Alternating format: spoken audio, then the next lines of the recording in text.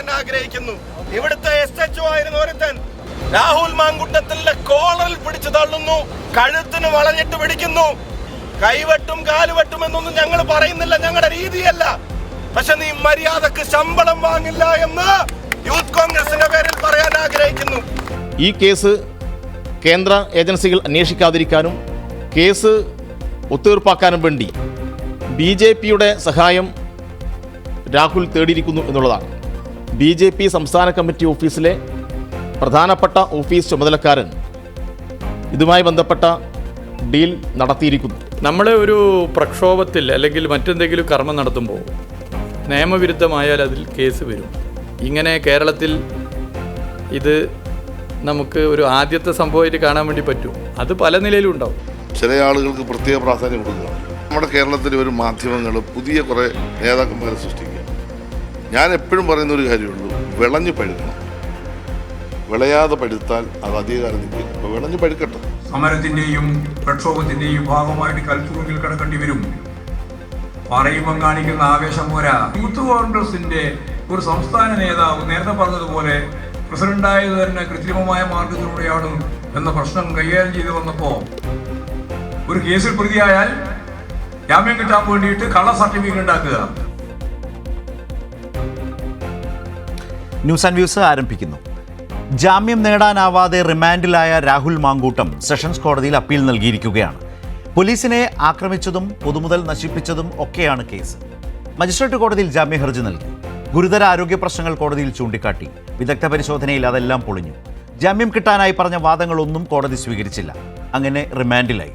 എന്നാൽ കോടതിയിൽ തോറ്റുപോയ പ്രസിഡന്റും യൂത്ത് കോൺഗ്രസും നാട്ടിൽ പ്രതിഷേധത്തിന്റെ പേരിൽ പോലീസിനെതിരെ പ്രകോപന നീക്കം നടത്തുകയാണ്. ഷാഫി പറമ്പിൽ MLA വാക്കുകളിൽ ഇത് പ്രകടമാണ്.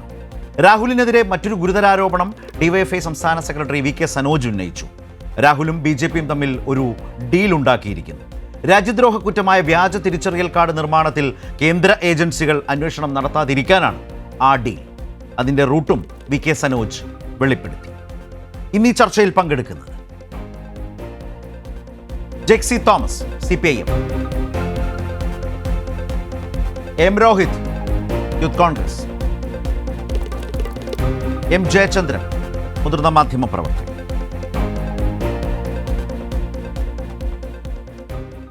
ഞാൻ ആദ്യം രോഹിത്തിലേക്ക്.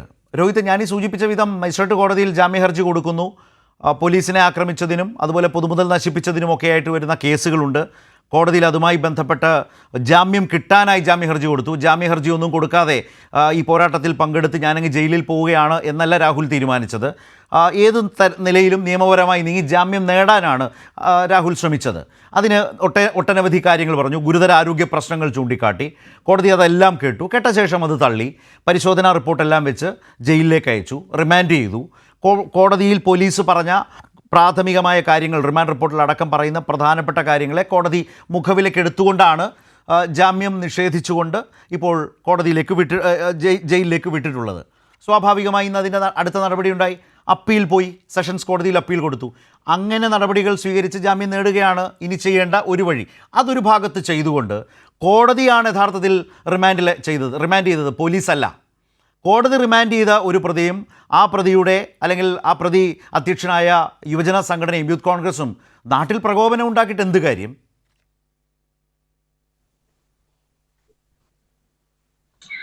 അല്ല, ഈ നാട്ടിൽ പ്രകോപനം ഉണ്ടാക്കുന്നു എന്ന് പറയുമ്പോൾ ഇത്തരം ഒരു പ്രകോപനത്തിലേക്ക് കേരളത്തിലെ യൂത്ത് കോൺഗ്രസിനെ തള്ളിവിട്ടതാരാ എന്നൊരു മറുചോദ്യമല്ലേ ഉണ്ട്. കോടതി കേരളത്തിൽ കഴിഞ്ഞ 7 വർഷക്കാലമായി അല്ല, ഞാൻ ഈ കൈരളിയുടെ ചർച്ചയുടെ പ്രശ്നം, നമ്മൾ ഈ പറയുന്ന കാര്യങ്ങൾ മുഴുവിപ്പിക്കാൻ നിങ്ങൾ അവസരം നൽകില്ല. നിങ്ങളുടെ ഭാഗങ്ങൾ ഇങ്ങനെ നമ്മുടെ വായിൽ കുത്തി നിറയ്ക്കുന്ന ഒരു സമീപനമാണ് പലപ്പോഴും സ്വീകരിച്ചിട്ടുള്ളത്. അത് ഈ ചർച്ചയിലെങ്കിലും പ്രിയപ്പെട്ട ശരത്ത് ഒഴിവാക്കണമെന്നാണ് എനിക്ക് സൂചിപ്പിക്കാൻ. ഓക്കെ, അപ്പോ ഇത്തരം ഒരു പ്രകോപനം കേരളത്തിൽ യൂത്ത് കോൺഗ്രസ് നടത്തേണ്ട സാഹചര്യം ഉണ്ടാക്കിയത് മുഴുവൻ കേരളത്തിലെ ഗവൺമെന്റിനും അതുപോലെ തന്നെ ആഭ്യന്തര വകുപ്പ് കൈകാര്യം ചെയ്യുന്ന പിണറായി വിജയനാണെന്ന് നമുക്ക് എല്ലാവർക്കും അറിയാം. ഇപ്പൊ നിങ്ങൾ ഇവിടെ ആധാരമാക്കുന്നത് സെക്രട്ടേറിയറ്റിന് മുമ്പിൽ നടന്ന സമരവും അതുമായി ബന്ധപ്പെട്ട് നടന്ന കേസിനെ കുറിച്ചൊക്കെയാണല്ലോ. ഇങ്ങനെ ഒരു സെക്രട്ടേറിയറ്റിലേക്ക് യൂത്ത് കോൺഗ്രസിന്റെ സംസ്ഥാന കമ്മിറ്റി മാർച്ച് നടത്തേണ്ട സാഹചര്യം എവിടുന്നാ തുടങ്ങിയത്? ഈ നവകേരള സദസ്സുമായി ബന്ധപ്പെട്ട് കണ്ണൂരിൽ യൂത്ത് കോൺഗ്രസിന്റെയും KSUവിന്റെയും പ്രവർത്തകരെ ചെടിച്ചട്ടി കൊണ്ടും അതുപോലെ തന്നെ മറ്റു ആയുധങ്ങൾ ഉപയോഗിച്ചുകൊണ്ട് തലക്കടിച്ചുകൊണ്ട് കൊലപ്പെടുത്തുവാൻ ശ്രമിക്കുമ്പോൾ ഈ ആഭ്യന്തര വകുപ്പിന്റെ പോലീസ് തന്നെയാണല്ലോ എഫ്ഐആർ ഇട്ടിരിക്കുന്നത് ഡിവൈഎഫ്ഐ പ്രവർത്തകർക്കെതിരെ. അങ്ങനെ വ്യാപകമായി പോലീസിന്റെ മുഖ്യമന്ത്രിയുടെ ഗൺമാൻ ഉൾപ്പെടെ പോലീസ് ഉദ്യോഗസ്ഥർ ഉൾപ്പെടെ ഡിവൈഎഫ്ഐയുടെ ആളുകൾ ഉൾപ്പെടെ ഈ നവകേരള സദസ്സിന്റെ മറവിൽ വ്യാപകമായി യൂത്ത് കോൺഗ്രസ് പ്രവർത്തകർ ആക്രമിച്ചപ്പോൾ അതിന് മറുപടി എന്ന നിലയ്ക്കാണ് സെക്രട്ടേറിയറ്റ് മാർച്ച് നടത്തുന്നത്. രോഹിത്തിനോടാണ് സംശയം. നിങ്ങൾ പറയുന്നു, നിങ്ങളുടെ വാദം എന്താണ്? നിങ്ങളുടെ പ്രവർത്തകർക്ക് അത്തരം ആക്രമണം നേരിടേണ്ടി വന്നു എന്ന് വെച്ച് അതിൽ പ്രതിഷേധിക്കുമ്പോൾ നിങ്ങൾ സ്വീകരിച്ച വഴി എന്താണ്? നിങ്ങൾ സമാധാനത്തിൻ്റെ പാതയിൽ പ്രതിഷേധിക്കുകയല്ല ചെയ്തിട്ടുള്ളത്. നിങ്ങൾ അങ്ങേയറ്റം ആക്രമണവും പ്രകോപനവും സൃഷ്ടിച്ചു. പോലീസുകാരൻ്റെ മുതുകിനിടിക്കുന്നതും നെഞ്ചിനിടിക്കുന്നതും അടക്കമുള്ള ദൃശ്യങ്ങൾ വന്നു.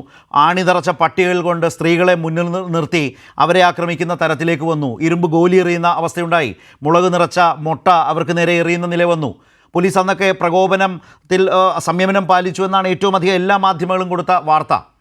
ഒരുപാട് വീഡിയോ അതുമായി ബന്ധപ്പെട്ട് നമ്മുടെ മുമ്പിലുണ്ട്. നിങ്ങൾ അതിലും അപ്പുറമുള്ള പ്രകോപനപരമായ ആക്രമണമാണ് സ്വീകരിച്ചത്. അതുകൊണ്ടല്ലേ രാഹുൽ മാങ്കൂട്ടം എന്ന പ്രസിഡന്റിന് ഈ കേസുകൾ വന്നത്? കോടതി ഇന്നലെ ചോദിച്ചൊരു ചോദ്യമുണ്ട്, സമാധാനപരമായി പ്രതിഷേധിക്കാനാണെങ്കിൽ പിന്നെ എന്തിനാണ് മരക്കഷണങ്ങളുമായി വരുന്നതെന്ന് കോടതി ചോദിച്ചില്ലേ? രോഹിത്, അല്ല, തിരുവനന്തപുരത്തെ സെക്രട്ടേറിയറ്റിന്റെ മുമ്പിൽ യൂത്ത് കോൺഗ്രസ് ആദ്യമായിട്ട് നടന്ന സമരമല്ലോ. ഡിവൈഎഫ്ഐയും എസ്എഫ്ഐ എത്രത്തോളം അക്രമ സമരങ്ങൾ നടത്തിയിട്ടുണ്ട്. ഒരു സമരമാകുമ്പോൾ സ്വാഭാവികമായിട്ട് പോലീസുമായി ബന്ധപ്പെട്ട് അക്രമ പ്രവർത്തനങ്ങൾ ഉണ്ടാകും, അതുമായി ബന്ധപ്പെട്ട് കേസുകൾ ഉണ്ടാകും. ആ കേസിനൊക്കെ ഞങ്ങൾ നിയമപരമായിട്ട് നേരിടാനാണ് തയ്യാറായത്. സ്വാഭാവികമായും ജയിലിൽ പോകേണ്ടി വരില്ലേ? ചോദ്യത്തിലേക്ക് വന്നു രോഹിത്, കറക്റ്റ് ആയിട്ട് വന്നു. അപ്പൊ സ്വാഭാവികമായി ജയിലിൽ പോകേണ്ടി വരും. പിന്നെ എന്തിനാണ് ഈ പ്രകോപനം? അങ്ങനെയല്ലല്ലോ. ഞങ്ങള് നടത്തിയ സമരത്തിന്റെ ഭാഗമായിട്ടുള്ള ഈ പോലീസ് ഞങ്ങളുടെ പ്രവർത്തകർ ആക്രമിക്കപ്പെടുമ്പോൾ സ്വാഭാവികമായിട്ടുള്ള പ്രതിഷേധം ഉയർന്നു വരും. അത് വൈകാരികമായിട്ട് പ്രതികരണമായിട്ട് അല്ല. അതിപ്പോ സെഷൻസ് വകുപ്പ് ഇട്ട് ഒരു കേസ് എടുത്താൽ അത് മജിസ്ട്രേറ്റ് കോടതിയിൽ കൊണ്ടുപോയാൽ അതിൽ ജാമ്യം ലഭിക്കില്ല എന്ന് എനിക്കും ശരത്തിനും കൃത്യമായിട്ട് അറിയാലോ. അത് കോടതിക്ക് നിൽക്കാത്ത സെഷൻസ് വകുപ്പുകൾ ജാമ്യമില്ലാ കുറ്റങ്ങൾ ചുമത്തിയാൽ അത് ആ നിലയിൽ കോടതിയിൽ പ്രാഥമികമായി പോലീസിന് ബോധ്യപ്പെടുത്താനാവണം. കോടതി അതുമായി ബന്ധപ്പെട്ട വീഡിയോകൾ കാട്ടി, ചെയ്ത പോലീസിന് നേരെ നടത്തിയ ആക്രമണങ്ങളുടെ സ്വഭാവം വിവരിച്ചു, വീഡിയോ കാട്ടി, പൊതുമുതൽ ഏതൊക്കെ തരത്തിൽ നഷ്ടപ്പെടുത്തി നശിപ്പിച്ചു എന്നതുപോലെയുള്ള കാര്യങ്ങൾ ചൂണ്ടിക്കാട്ടി. പിങ്ക് പോലീസിൻ്റെ ജീപ്പ് തകർത്തത് വീഡിയോ കോടതിയിൽ ഹാജരാക്കിയിട്ടുണ്ട്. അതുപോലെ വാഹനത്തിൽ കയറ്റിയ പ്രതികളെ രക്ഷപ്പെടുത്തി. സെക്രട്ടേറിയറ്റിലെ സുരക്ഷാ വിഭാഗത്തിലെ 3 പേർക്ക് കാര്യമായ പരുക്ക്. ഇപ്പോൾ ഷാഫി പറമ്പിൽ പറഞ്ഞ ആളായിരിക്കണം പൂജപ്പുരയിലെ SHO. ആ SHOയ്ക്ക് പരുക്ക് പറ്റി. അപ്പോൾ ഇതെല്ലാം കോടതിയിൽ ചൂണ്ടിക്കാട്ടി അതിൽ കാര്യഗൗരവമുണ്ടെന്ന് കോടതിയെ ബോധ്യപ്പെടുത്താൻ പോലീസിന് കഴിഞ്ഞു. മറുഭാഗത്ത് പ്രതിഭാഗത്തിന് അത് കഴിഞ്ഞില്ല. രോഹിത്, അല്ല, ആ തരത്തിലേക്ക് ഒരു വാദം എടുക്കാൻ പറ്റില്ലല്ലോ. സെഷൻസ് വകുപ്പുകൾ ഇട്ടുകൊണ്ട് മജിസ്ട്രേറ്റ് കോടതിയിൽ ഏത് പ്രതിയെ, അത് രാഹുൽ എന്നല്ല, ഏത് പ്രതിയെ ഹാജരാക്കിയാലും മജിസ്ട്രേറ്റിനെ സംബന്ധിച്ച് അതിനകത്ത് ജാമ്യ അപേക്ഷ പരിഗണിക്കുവാനോ ജാമ്യം കൊടുക്കുവാനോ അധികാരമില്ല. സ്വാഭാവികമായിട്ടും റിമാൻഡിലേക്ക് പോകും. അതിന്റെ മേൽ നടപടികൾ എന്ന രീതിയിലാണ് ഇപ്പോ കോൺഗ്രസ് സെഷൻസ് കോടതിയെ സമീപിച്ചിട്ടുള്ളത്. ഗുരുതര ആരോഗ്യ പ്രശ്നങ്ങളുണ്ട്, നട്ടലിന് പ്രശ്നങ്ങളുണ്ട്, അതിന്റെ ഒരു പ്രാഥമിക നിങ്ങൾ ഉണ്ടാക്കുന്ന അതൊക്കെ ശരത്ത് പറയുന്ന കഥകളാണ്. ഇവിടെ യൂത്ത് കോൺഗ്രസിന്റെ സംസ്ഥാന പ്രസിഡന്റ് കഴിഞ്ഞ കുറച്ച് ദിവസങ്ങളായിട്ട് അദ്ദേഹം ആശുപത്രിയിലായിരുന്നെന്നും അദ്ദേഹം ചികിത്സ നേടിയിരുന്നു എന്നത് എല്ലാവർക്കും അറിയാലോ. അതുമായി ബന്ധപ്പെട്ട് മെഡിക്കൽ സർട്ടിഫിക്കറ്റ് വരെ ഹാജരാക്കിയിട്ടുള്ളതാണ്. ഇനി നിങ്ങൾക്ക് നിങ്ങളുടെ സൈബർ ഇടങ്ങളിൽ അതിന്റേതായ രീതികൾ കഥകൾ മെനയാമത് ആ രീതിയിൽ പോട്ടെ.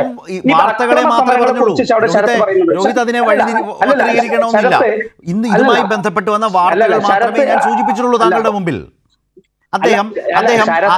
അദ്ദേഹം ആരോഗ്യ പ്രശ്നങ്ങൾ ചൂണ്ടിക്കാട്ടി. പ്രോസിക്യൂഷൻ അല്ലെങ്കിൽ പോലീസ് മെഡിക്കൽ റിപ്പോർട്ട് ഹാജരാക്കി. ഇതൊക്കെ സംഭവിച്ച കാര്യങ്ങളല്ലേ? ഞാൻ അല്ലാതൊന്നും പറഞ്ഞിട്ടില്ല. സ്വാഭാവികമല്ലേ? ഒരു സംസ്ഥാന അധ്യക്ഷനെ രാവിലെ അറസ്റ്റ് ചെയ്ത് കൊണ്ടുവരുമ്പോ അദ്ദേഹം കഴിഞ്ഞ 4 ദിവസമായി ആശുപത്രിയിലായിരുന്നു എന്ന മെഡിക്കൽ സർട്ടിഫിക്കറ്റ് ഹാജരാക്കുന്നത് സ്വാഭാവികമാണല്ലോ. അല്ല, ഞാനത് കാര്യങ്ങൾ നിങ്ങൾ അങ്ങനെ ചെയ്തില്ലേ എന്നാ ചോദിച്ചത്. അല്ലല്ല, ഹാജരാക്കാനുള്ള അവകാശം അത് ഹാജരാക്കാനുള്ള അവകാശം അദ്ദേഹത്തിനുണ്ടല്ലോ. ഇല്ലെന്ന് ഞാൻ പറഞ്ഞില്ലല്ലോ. ശരത്ത് സംസാരിക്കുമ്പോ ശരത്ത് ഒരു കണ്ണ് വെച്ച് സംസാരിക്കരുത്. നിങ്ങൾ ഇവിടെ പട്ടിക വടി വെച്ച് അടിച്ചെന്നും പോലീസിനെ ആക്രമിച്ചു എന്ന് പറയുമ്പോൾ ഇവിടെ കഴിഞ്ഞ 7.5 വർഷക്കാലമായിട്ട് ഇരട്ട നീതി നടപ്പിലാക്കുന്ന ഒരു ഗവൺമെന്റ് ആണ് ഇടതുപക്ഷ ഗവൺമെന്റ്. ഇപ്പൊ ശരത്തിന് തന്നെ അറിയാലോ, ചാലക്കുടിയിൽ ഞങ്ങളാരും പോലീസ് ജീപ്പിന്റെ മുകളിൽ കയറി ഇന്ന് പോലീസ് ജീപ്പ് അടിച്ച് തകർത്തിട്ട് അതിലെ പ്രതിയെ ആ പിടിച്ച പോലീസിന്റെ കയ്യിൽ നിന്ന് ഇറക്കിക്കൊണ്ടുപോയി ഈ നാളിതുവരെ അതിന്റെ ഏരിയ സെക്രട്ടറിയോ ഡിവൈഎഫ്ഐയുടെ ഉത്തരവാദിത്തപ്പെട്ട ഭാരവാഹിയെ ഇതുവരെ അറസ്റ്റ് ചെയ്യാൻ അവർക്ക് സാധിച്ചിട്ടുണ്ടോ? ഇപ്പൊ രാഹുൽ മാക്കൂട്ടത്തിന്റെ വീട്ടിൽ നിന്ന് വെളുപ്പിന് വീട്ടിൽ നിന്ന് അറസ്റ്റ് ചെയ്യുന്ന ഈ ആർജവം എന്തുകൊണ്ട് ചാലക്കുടിയിൽ ഇവര് സ്വീകരിക്കുന്നില്ല? ഇവിടെ SFIയുടെ നേതാവ് ഹസൻ മുബാറക്ക് ആ ചാലക്കുടി SHOന്റെ കയ്യും കാലും തല്ലി ഒടിക്കുമെന്ന് പറഞ്ഞ് 16 ദിവസം കഴിഞ്ഞു. എന്റെ രാഹുൽ മാക്കൂട്ടത്തിനെതിരെ കാണിച്ച ഈ ഒരു ആവേശം ഈ ഹസൻ മുബാറക്കിനെതിരെയും ഡിവൈഎഫ്ഐയുടെ നേതാക്കന്മാർക്കെതിരെ നിങ്ങൾ കാണിക്കുന്നില്ല. ഇവിടെ പ്രതിപക്ഷ നേതാക്കൾ പങ്കെടുക്കുന്ന സമരം ഉൾപ്പെടെ അദ്ദേഹത്തെ 1-ാം പ്രതിയാക്കി കേസെടുക്കുകയാണ്. സമരത്തിൽ ഉദ്ഘാടനം ചെയ്യാൻ വരുന്ന ആളുകളെ ചരിത്രത്തിൽ ആദ്യമായിട്ടാണ് 1-ാം പ്രതിയാക്കി കേസെടുക്കുന്നത്. എന്നിട്ട് എന്താ പറയാ, പ്രേരണ കുറ്റം, കലാപാഹനം. അങ്ങനെയാണെങ്കിൽ നവകേരള സദസ്സിന്റെ മറവിൽ മുഖ്യമന്ത്രി നടത്തിയ കലാപാഹനമല്ലേ? അദ്ദേഹം തന്നെയല്ലേ പറഞ്ഞത് ഇത് ജീവരക്ഷാ പ്രവർത്തനമാണ്, ജീവരക്ഷാ പ്രവർത്തനം നടത്തണം. വരാം രോഹിത്തിലേക്ക് നമുക്ക് അടുത്ത റൗണ്ടിലേക്ക് വരാം. മറ്റുള്ളവരെ കൂടി ഈ ചർച്ചയിലേക്ക്. നിങ്ങളുടെ ഒരു വിമർശനവും അഭിപ്രായമൊക്കെ വന്നല്ലോ, പ്രാഥമികമായി വന്നു കഴിഞ്ഞു. ജെയ്ക്സി തോമസ് കൂടി ചേരുന്നുണ്ട്, ശ്രീ M ജയചന്ദ്രനുണ്ട്. ഞാൻ ശ്രീ M ജയചന്ദ്രനിലേക്ക്. ശ്രീ ജയചന്ദ്രൻ, രോഹിത് യൂത്ത് കോൺഗ്രസ് നേതാവ് സംസാരിച്ചത് താങ്കൾ കേട്ടല്ലോ. ഞാൻ അതിലേക്ക് വരുമ്പോൾ 2 പരാമർശങ്ങളാണ് താങ്കളുടെ ശ്രദ്ധയിലേക്ക് വെക്കുന്നത്. നേരത്തെ മന്ത്രി സജി ചെറിയാൻ പറഞ്ഞൊരു വാചകമുണ്ട്, വിളഞ്ഞു പഴുക്കണം, വിളയാതെ പഴുത്താൽ എന്ന് പറയുന്ന ഒരു പരാമർശം ഈ സാഹചര്യവുമായി ബന്ധപ്പെട്ട് മന്ത്രി സജി ചെറിയാൻ താരതമ്യം ചെയ്തതോ പറഞ്ഞതോ ഈ കേസും ഇതുമായി ബന്ധപ്പെട്ടും എത്രമാത്രം, അല്ലെങ്കിൽ ഇപ്പോഴത്തെ സാഹചര്യവുമായി ബന്ധപ്പെട്ട് എത്രമാത്രം പ്രസക്തമാണ്?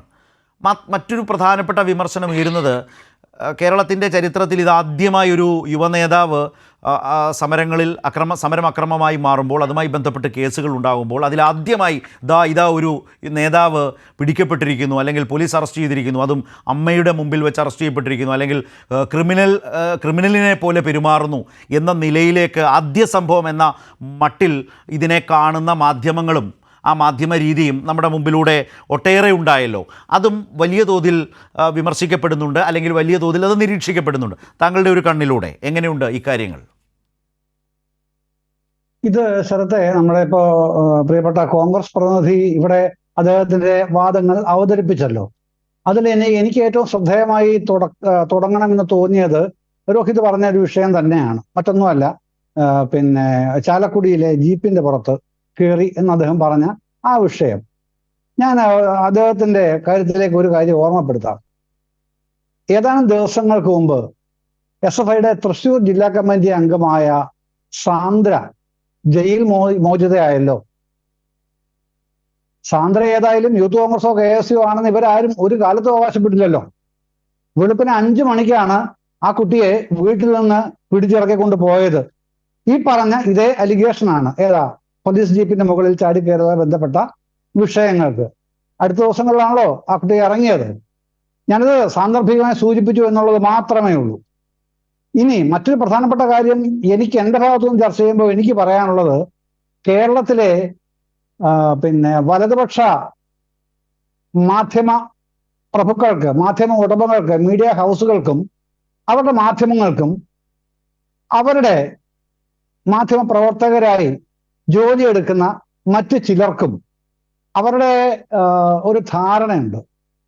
കേരളത്തില് മാധ്യമ പ്രവർത്തനം എന്ന് പറയുന്നത് തങ്ങൾ വലതുപക്ഷ മാധ്യമ പ്രവർത്തകരും തങ്ങളുടെ ഉടമകളുടെ മീഡിയ ഹൗസസും ചേർന്നുണ്ടാക്കുന്ന പൊതുബോധമാണ് കേരളീയ ജനമനസ്സുകളിൽ ആഴത്തിൽ സ്വാധീനിക്കപ്പെടുക എന്ന വളരെ വലിയൊരു വ്യാമോഹമാണ് ഇതിലേക്ക് അവര് നയിക്കുന്നത്, ഈ മാധ്യമ പ്രവർത്തകരെ.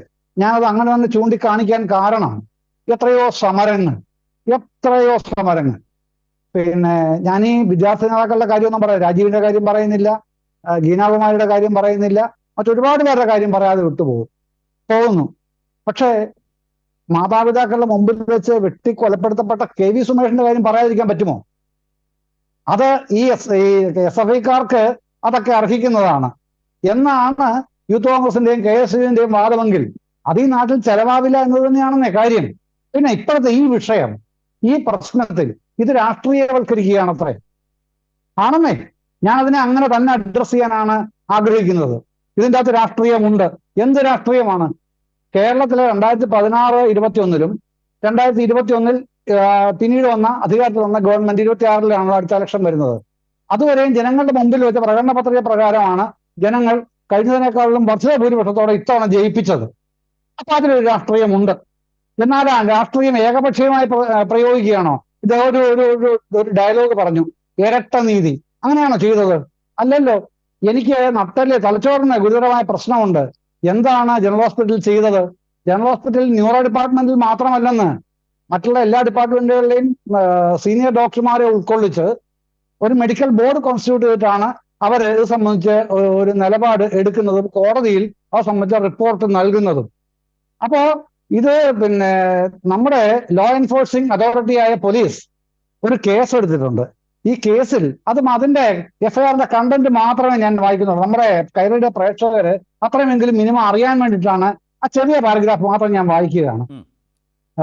എഫ്ഐആർ കണ്ടന്റ്സ്: പൊതുവീഥികളിൽ ജാഥകളോ സമരങ്ങളോ നടത്തുവാൻ പാടില്ല എന്നുള്ള ഉത്തരവ് നിലനിൽക്കെ ആയതിന് വിപരീതമായി നവകേരള യാത്രയോടനുബന്ധിച്ച് കോൺഗ്രസ് പ്രവർത്തകരെ ആക്രമിച്ചത് പരിശോധിച്ച് മുഖ്യമന്ത്രി രാജിവെക്കണമെന്ന് ആവശ്യപ്പെടുന്ന ഒരു യൂത്ത് കോൺഗ്രസ് സംസ്ഥാന കമ്മിറ്റിയുടെ നേതൃത്വത്തിൽ യൂത്ത് കോൺഗ്രസ് നേതാക്കളായ 1 മുതൽ 30 വരെ പ്രതികളുടെ നേതൃത്വത്തിൽ മറ്റ് കണ്ടാലറിയാവുന്ന 300ഓളം യൂത്ത് കോൺഗ്രസ് പ്രവർത്തകർ 20/12/2023 12:15 മണിയോടെ പ്രസ് ക്ലബ് ഭാഗത്തു നിന്നും കയ്യിൽ കൊടിക്കമ്പുകളും പട്ടിക കഷ്ണങ്ങളുമായി ജാഥയായി തിരിച്ച് 12:30 മണിയോടെ വഞ്ചിയൂർ വില്ലേജിൽ തമ്പാനൂർ വാർഡിൽ സെക്രട്ടേറിയറ്റ് മെയിൻ ഗേറ്റിന് മുൻവശമെത്തി ന്യായവിരോധമായി സംഘം ചേർന്ന് അവരുടെ പൊതു ഉദ്ദേശ കാര്യസാധ്യത്തിനായി ആലോചിച്ചുറച്ച് തങ്ങൾ ഓരോരുത്തരും മേപ്പടി സംഘത്തിലെ അംഗങ്ങളാണെന്ന അറിവോടുകൂടി KL01 AZ 4900 നമ്പർ പിക്കപ്പ് വാഹനത്തിൽ ഉച്ചഭാഷണി ഉപയോഗിച്ച് മുദ്രാവാക്യങ്ങൾ വിളിച്ചും അതുവഴിയുള്ള കാൽനട യാത്രക്കാരുടെയും വാഹനങ്ങളുടെയും സുഗമമായ സഞ്ചാരത്തിന്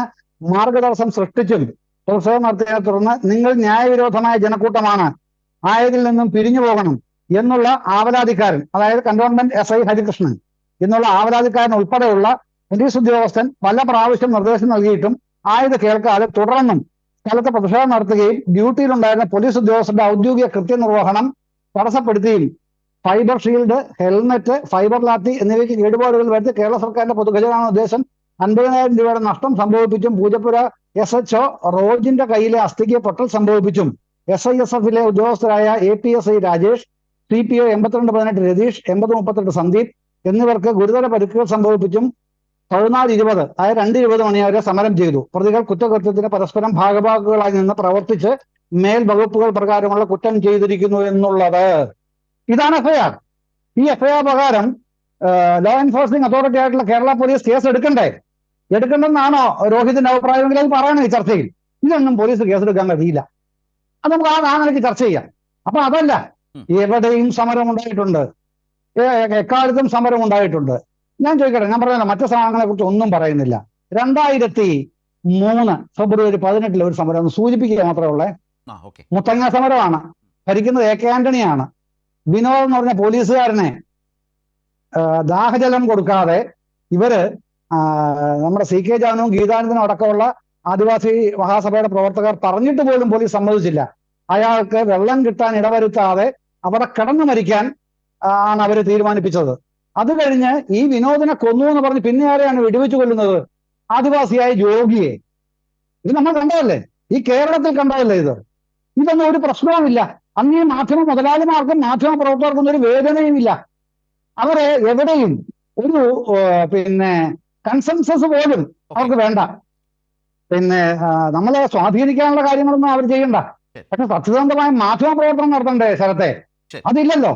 അപ്പോ വലതുപക്ഷ മാധ്യമങ്ങളും മീഡിയ ഹൗസസും ചേർന്ന് ഒരു പറ്റം ആൾക്കാർ ഇറങ്ങിയിട്ട് രാഹുലിനെ താരമാക്കാൻ തീരുമാനിച്ചു. ആക്കിക്കൊള്ളൂ, അത് അവരുടെ താല്പര്യങ്ങൾ. പക്ഷെ അതിന്റെ പുറകിൽ മുഖ്യമന്ത്രി ഗുണ്ടയാണ്, മുഖ്യമന്ത്രി നടത്തിയ നവകേരള സദസ് യാത്ര മുഴുവൻ ഗുണ്ടായുധമാണ് എന്നൊക്കെ പറഞ്ഞാൽ ഈ 20/12/2023 12:15 മുതൽ 2:20 വരെ നടത്തിയ പേക്കൂത്ത്, അതിന് മറ്റൊരു ഭാഷയാണ് പറയേണ്ടതെങ്കിലും ഈ ചർച്ചയുടെ ആ ഡെക്കോറത്തിന് ചേരാത്തതുകൊണ്ട് ഞാനത് പറയുന്നില്ല.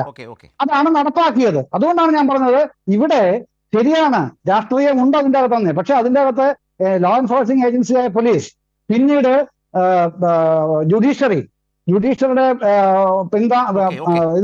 പിന്തുണ കിട്ടി. പോലീസിന്റെ FIR കൃത്യമായിട്ടുണ്ട്. സ്വാഭാവികമല്ലേ, PDPP ആക്ട് പ്രകാരം പൊതുമ നശിപ്പിച്ചുള്ള കേസ് പ്രകാരം അകത്ത് പോയില്ലേ. ഇത് നമ്മൾ പറഞ്ഞു കഴിഞ്ഞാൽ അടുത്തതിന് വരുന്ന എന്താണെന്ന് അറിയാമോ? 2015 നിയമസഭയിൽ പ്രശ്നം ഉണ്ടാക്കിയപ്പോൾ നിങ്ങൾ എന്ത് ചെയ്തു? അതുപോലെ മറ്റേ ചാലക്കുടി പോലീസ് ജീപ്പിന് മുകളിൽ കേട്ട് നിങ്ങൾ എന്ത് ചെയ്തു? അതാണ് ഞാൻ പറഞ്ഞത്. സാന്ദ്രയുടെ കാര്യം എന്നെക്കാളിലും വളരെ നന്നായിട്ട് അറിയുന്ന ആളാണ് ജയിക്ക്. അദ്ദേഹം പറയട്ടെ. റൈറ്റ്, ഞാൻ ശ്രീ ജയിക്കിലേക്ക് വരികയാണ്. ശ്രീ ജയിക്ക്, ഇപ്പോൾ മാധ്യമങ്ങളുടെ ഇന്നലത്തെ ഒരു റണ്ണിങ് കമൻട്രിയുടെ ഒരു സ്വഭാവം, അതിലെ അപകടത്തെ അതിലുള്ള വിമർശനത്തെക്കുറിച്ചാണ് ശ്രീ എം ജയചന്ദ്രൻ സംസാരിച്ചത്. അതിൻ്റെ തുടർച്ചയിൽ ഇന്നിപ്പോൾ സമൂഹ മാധ്യമങ്ങളിൽ ചിലരൊക്കെ ഭാവി മുഖ്യമന്ത്രിയായി താരമായി രാഹുൽ മാങ്കൂട്ടത്തിൽ ഉയർന്നു എന്ന നിലയിലേക്കുള്ള വീഡിയോകളുടെ നിർമ്മാണമാണ്, അത്തരം ചില പ്രചാരണങ്ങളാണ് ഇപ്പോൾ അതിൻ്റെ തുടർച്ചയിൽ നടന്നുകൊണ്ടിരിക്കുന്നത്. ഇതൊരു ഭാഗത്ത് നടക്കുന്നു. മറുഭാഗത്ത് നമ്മളിപ്പോൾ ഈ ദൃശ്യങ്ങൾ ജയിക്കത് കണ്ടിട്ടുണ്ടാവില്ല. വീട്ടിൽ നിന്ന് അറസ്റ്റ് ചെയ്യുന്നു, വീട്ടിൽ നിന്ന് തിരുവനന്തപുരത്തേക്ക് കൊണ്ടുവരുന്നു, പോലീസ് സംഘത്തോടൊപ്പം രാഹുൽ മാങ്കൂട്ടത്തിൽ വരുന്നു, സ്റ്റേഷനിൽ പോകുന്നു, വളരെ സൗമ്യനായി ചിരിച്ച് ആ പോലീസ് സംഘത്തോടൊപ്പം നിൽക്കുന്ന രാഹുലിനെ നമ്മൾ കണ്ടു. പക്ഷേ അത് കള്ളക്കേസാണ്, അത് ഇരട്ട നീതിയാണ് എന്ന നിലയിലേക്ക് അതുമായി ബന്ധപ്പെട്ട ഒരു രാഷ്ട്രീയ ആരോപണത്തെ ശക്തമാക്കാനാണ് പ്രതിപക്ഷം ശ്രമിച്ചുകൊണ്ടിരിക്കുന്നത്. പക്ഷേ ചില താരതമ്യങ്ങൾ ഇക്കാര്യങ്ങളിൽ വേണ്ടതുണ്ടോ? എനിക്ക് ജയിക്കിനോട് ചോദിക്കാനുള്ളൊരു ചോദ്യം അതാണ്. ഇപ്പോൾ പോലീസ് എങ്ങനെ രാഹുലിനോട് അറസ്റ്റ് ചെയ്യുന്ന ഘട്ടത്തിൽ അടക്കം പെരുമാറി, അത്തരം ഒരു കേസ്, വ്യത്യസ്തമായൊരു കേസ് രാഹുലിനുണ്ടെന്ന് തോന്നുന്നില്ല. പക്ഷേ നമ്മുടെ മുമ്പിലേക്ക് ഇപ്പോൾ സമൂഹ മാധ്യമങ്ങളിലൊക്കെ ചർച്ച ചെയ്യുന്നത് പോലെ ചില ദൃശ്യങ്ങൾ, ചില ചിത്രങ്ങൾ, രണ്ട് ചിത്രങ്ങൾ കാട്ടിക്കൊണ്ട് ഞാൻ ജയിക്കിലേക്ക് വരാം. ആ രണ്ട് ചിത്രങ്ങളിൽ ഒന്ന് എക്കാലവും മലയാളികളുടെ മനസ്സിലുള്ള ഒരു പ്രധാനപ്പെട്ട ചിത്രമാണ്.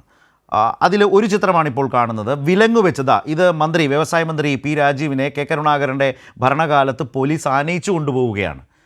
അതുപോലെ പി കെ ബിജു മുൻ MP അടക്കമുള്ള അക്കാലത്തെ SFI പ്രവർത്തകരെ കൈവിലങ്ങ് വെച്ച് കൊണ്ടുപോകുന്ന പോലീസ്. ഇന്ന് സമൂഹമാധ്യമങ്ങളിൽ പല താരതമ്യങ്ങളും പല ചർച്ചകളും നടക്കുന്നുണ്ട്. ഇവിടെ രാഹുലിനെ ഇന്നലെ അറസ്റ്റ് ചെയ്ത രീതി സമൂഹത്തിൻ്റെ മുമ്പിലുണ്ട്. രാഹുൽ എങ്ങനെയാണ് അതിനോട് വളരെ ചിരിച്ച് പോലീസുമായി മുന്നോട്ട് പോകുന്ന രാഹുലുണ്ട്. പക്ഷേ പി രാജീവിനെ ആ കാലത്ത് ഈ രൂപത്തിലാണ് കേരളം കണ്ടിട്ടുള്ളത്, ചിത്രങ്ങളിലൂടെ കണ്ടിട്ടുള്ളത്. കൈവിലങ്ങ് വെച്ചുകൊണ്ട് SFIക്കാരെ പോകുമ്പോൾ ഇപ്പോൾ ഇരട്ട നീതിയെക്കുറിച്ചും അതുപോലെ തന്നെ കള്ളക്കേസും എന്ന നിലയിലൊരു ആരോപണം ശക്തമാക്കി തന്നെയാണ് യൂത്ത് കോൺഗ്രസും സർക്കാരിനെ നേരിടുന്നത്. ജയിക്ക്.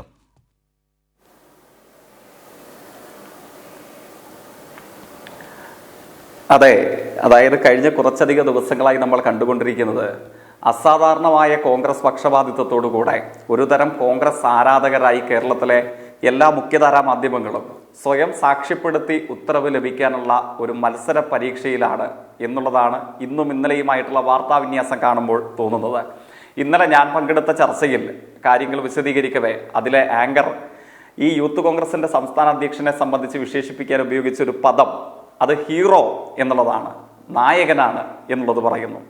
എന്ത് കൃത്യം ചെയ്തതിൻ്റെ പേരിലാണ് യൂത്ത് കോൺഗ്രസിന്റെ സംസ്ഥാന അധ്യക്ഷനെ നായകനാക്കാൻ, നായക പരിവേഷം നൽകാൻ കേരളത്തിലെ മുഖ്യധാരാ മാധ്യമങ്ങൾ മത്സരിക്കുന്നത്? നമ്മൾ കണ്ടതല്ലേ, സെക്രട്ടേറിയറ്റിന് മുമ്പിൽ ഇദ്ദേഹത്തിന്റെ അറസ്റ്റിന് ആധാരമായ സംഭവവികാസങ്ങളതൊന്ന്. അതിലുണ്ടായത് എന്താണ്? അതിലെ പ്രസക്ത ഭാഗങ്ങൾ ബഹുമാന്യനായ നമ്മുടെ മാധ്യമപ്രവർത്തകനും സഹപാനലിസ്റ്റും ഇവിടെ വിശദീകരിച്ചു. എന്തായിരുന്നു അവിടെ ഉണ്ടായിരുന്നത്? പിങ്ക് പോലീസിന്റെ വണ്ടി അടിച്ചു തകർക്കുന്നു ഒരു സംഘം യൂത്ത് കോൺഗ്രസിന്റെ പുരുഷന്മാരായിട്ടുള്ള ഗുണ്ടാ സംഘം. അതിൽ നിന്ന് വനിതാ പോലീസിനെ ബലം പ്രയോഗിച്ച് ഇറക്കിവിടാനും അപമാനിക്കാനും ശ്രമിക്കുന്നു. ഒന്ന്. രണ്ടിവിടെ വിശദീകരിച്ചതുപോലെ കണ്ടോൺമെന്റ് CIയുടെ മുഖമടിച്ച് തകർക്കുന്നു. അദ്ദേഹത്തിന്റെ പല്ലും ചോരയും തകർന്ന് ചോര വാർന്ന് അദ്ദേഹം ബാരിക്കേഡിന് മുമ്പിൽ കയ്യിലുള്ള ലാത്തിയും ഷീൽഡുമായി നിൽക്കുന്ന ചിത്രം നമ്മൾ കണ്ടതാണ്. അതേപോലെ പൂജപ്പുര SHOയുടെ മുഖമടിച്ച് തകർക്കുന്നു. അദ്ദേഹത്തിന് പരിക്കേറ്റ് ചോര തെറിച്ച മുഖവുമായി അദ്ദേഹം നിൽക്കുന്നു. ഇത്രയും അക്രമം ചെയ്തൊരു ഗുണ്ടാ സംഘത്തെ നമ്മളുടെ എല്ലാ മുഖ്യധാരാ മാധ്യമങ്ങളുടെയും ആർക്കൈവുകളിലുണ്ട്. പിങ്ക് പോലീസിന്റെ വണ്ടി അടിച്ചു തകർത്ത് വനിതാ പോലീസിനെ കൈകാര്യം ചെയ്യാൻ ശ്രമിക്കുന്ന പുരുഷ ഗുണ്ടാ സംഘത്തിന്റെ വീഡിയോ ദൃശ്യം നമ്മൾ കണ്ടതാണ്. അല്പം മനോവിഷമത്തോടു കൂടെയെങ്കിലും കേരളത്തിൽ ഏഷ്യാനെറ്റ് ന്യൂസ് മുതൽ റിപ്പോർട്ടർ വരെയുള്ള കേരളത്തിലെ എല്ലാ മുഖ്യധാരാ ദൃശ്യമാധ്യമങ്ങളും വന്ന് ചർച്ച ചെയ്തത് പോലീസ് സ്വീകരിച്ച അന്യാദൃശ്യമായ സഹനത്തെയും ക്ഷമയും സംബന്ധിച്ചാണ്. ഈ ആക്രമണങ്ങളൊക്കെ കാട്ടിയിട്ട് കേസെടുക്കാൻ പാടില്ല എന്ന് തലയിൽ ആൾതാമസമുള്ള കേരളത്തിലെ ഏതെങ്കിലും ഒരു മനുഷ്യൻ പറയുമോ? ഇത്രയും ഗുണ്ടാ പ്രവർത്തനം നടത്തിയിട്ട് കേസെടുക്കാൻ പാടില്ല എന്ന്. തിരിച്ച് ഒന്ന് ചോദിക്കട്ടെ, പോലീസ് ഭീകരത എന്നുള്ളതാണ് ഇന്നും ഇന്നലെയുമായി നമ്മൾ കേൾക്കുന്ന ഒരു നരേറ്റീവ്. എന്താണ് പോലീസ് ഭീകരത? വനിതാ പോലീസിനെ വണ്ടി അടിച്ചു തകർത്ത് അവരെ അപമാനിക്കാൻ ശ്രമിച്ച് SHOയ്ക്കും CIക്കും ചോര വാർന്ന മുഖവുമായി സമരമുഖത്ത് നിലയുറപ്പിക്കേണ്ട വന്നിട്ട് ഒരു ഗ്രനേഡ് പൊട്ടിയില്ല, ഒരു ഷെല്ല് വീണില്ല, ഒരു കണ്ണീർവാതക ഷെല്ല് പ്രയോഗിച്ചില്ല, എയർ ബുള്ളറ്റ് ഉണ്ടായില്ല. കേരളത്തിൽ UDF മന്ത്രിസഭ കേരളത്തിലെ വിദ്യാർത്ഥി യുവജന പ്രസ്ഥാനത്തിന്റെ സമരങ്ങളെ നേരിട്ടതുപോലെ ഇലക്ട്രിക് ലാത്തി ഉപയോഗിച്ചില്ല. അതിനെ തുടർന്ന് വിദ്യാർത്ഥികളെ തല്ലാൻ ലാത്തി ഉപയോഗിച്ചിട്ട് ലാത്തി ഒടിഞ്ഞു പോയതിന്റെ പേരിൽ ലാത്തി ഒടിച്ചു എന്ന് പറഞ്ഞ് PDPP എടുത്ത് കേരളത്തിലെ വിദ്യാർത്ഥികളെ യുവജനങ്ങളെ ഈ സർക്കാരോ പോലീസോ വേട്ടയാടിയില്ല. 1983 മുതലുള്ള കാലയളവിൽ കണ്ടതുപോലെ കരിങ്കൊടി കാണിച്ചതിന്റെ പേരിൽ ജനനേന്ദ്രിയം തകർത്ത് കളയും, വെടിവെച്ച് കൊന്നുകളയുകയും ചെയ്ത അനുഭവം ഇവിടെ എവിടെയും ഉണ്ടായില്ല. അന്യാദൃശ്യമായ ക്ഷമയെന്നും സഹനമെന്നും കേരളത്തിൽ ഇടതുപക്ഷ വിരുദ്ധ മാധ്യമങ്ങൾ വിശേഷിപ്പിച്ച ഒരു സമരത്തിൽ നടത്തിയ പച്ച ഗുണ്ടാ സ്വഭാവത്തോടുകൂടെയുള്ള ആക്രമണത്തെ തുടർന്ന് യൂത്ത് കോൺഗ്രസിന്റെ സംസ്ഥാന അധ്യക്ഷനും അദ്ദേഹത്തിന്റെ വ്യാജ ഗുണ്ടാ സംഘത്തിനുമെതിരെ കേസ് വരുന്നു. ആ കേസിൽ ശ്രദ്ധിക്കേണ്ടതോ, ആ കേസിൽ ബാക്കി പല പ്രതികളും എത്രയോ ദിവസങ്ങളായി റിമാൻഡിലാണ്. എന്തുകൊണ്ടായിരിക്കാം കോടതി ജാമ്യം കൊടുക്കാത്തത്? കോടതിയുടെ പക്കൽ അതിശക്തമായ തെളിവുകൾ വന്നു. ആ തെളിവുകളുടെ അടിസ്ഥാനത്തിൽ യൂത്ത് കോൺഗ്രസിന്റെ വ്യാജ ഗുണ്ടാ സംഘത്തിന്റെ ആക്രമണത്തിന് നേതൃത്വം നൽകിയവരിൽ 10-20ലധികം വരുന്ന ആളുകൾ ഇപ്പോഴും ജയിലിൽ കഴിയുകയാണ്, സെൻട്രൽ ജയിലിൽ കഴിയുകയാണ്. അവർ പല കുറി ജാമ്യാപേക്ഷ മാറ്റിയും മറിച്ചും കൊടുത്തിട്ടുണ്ട്.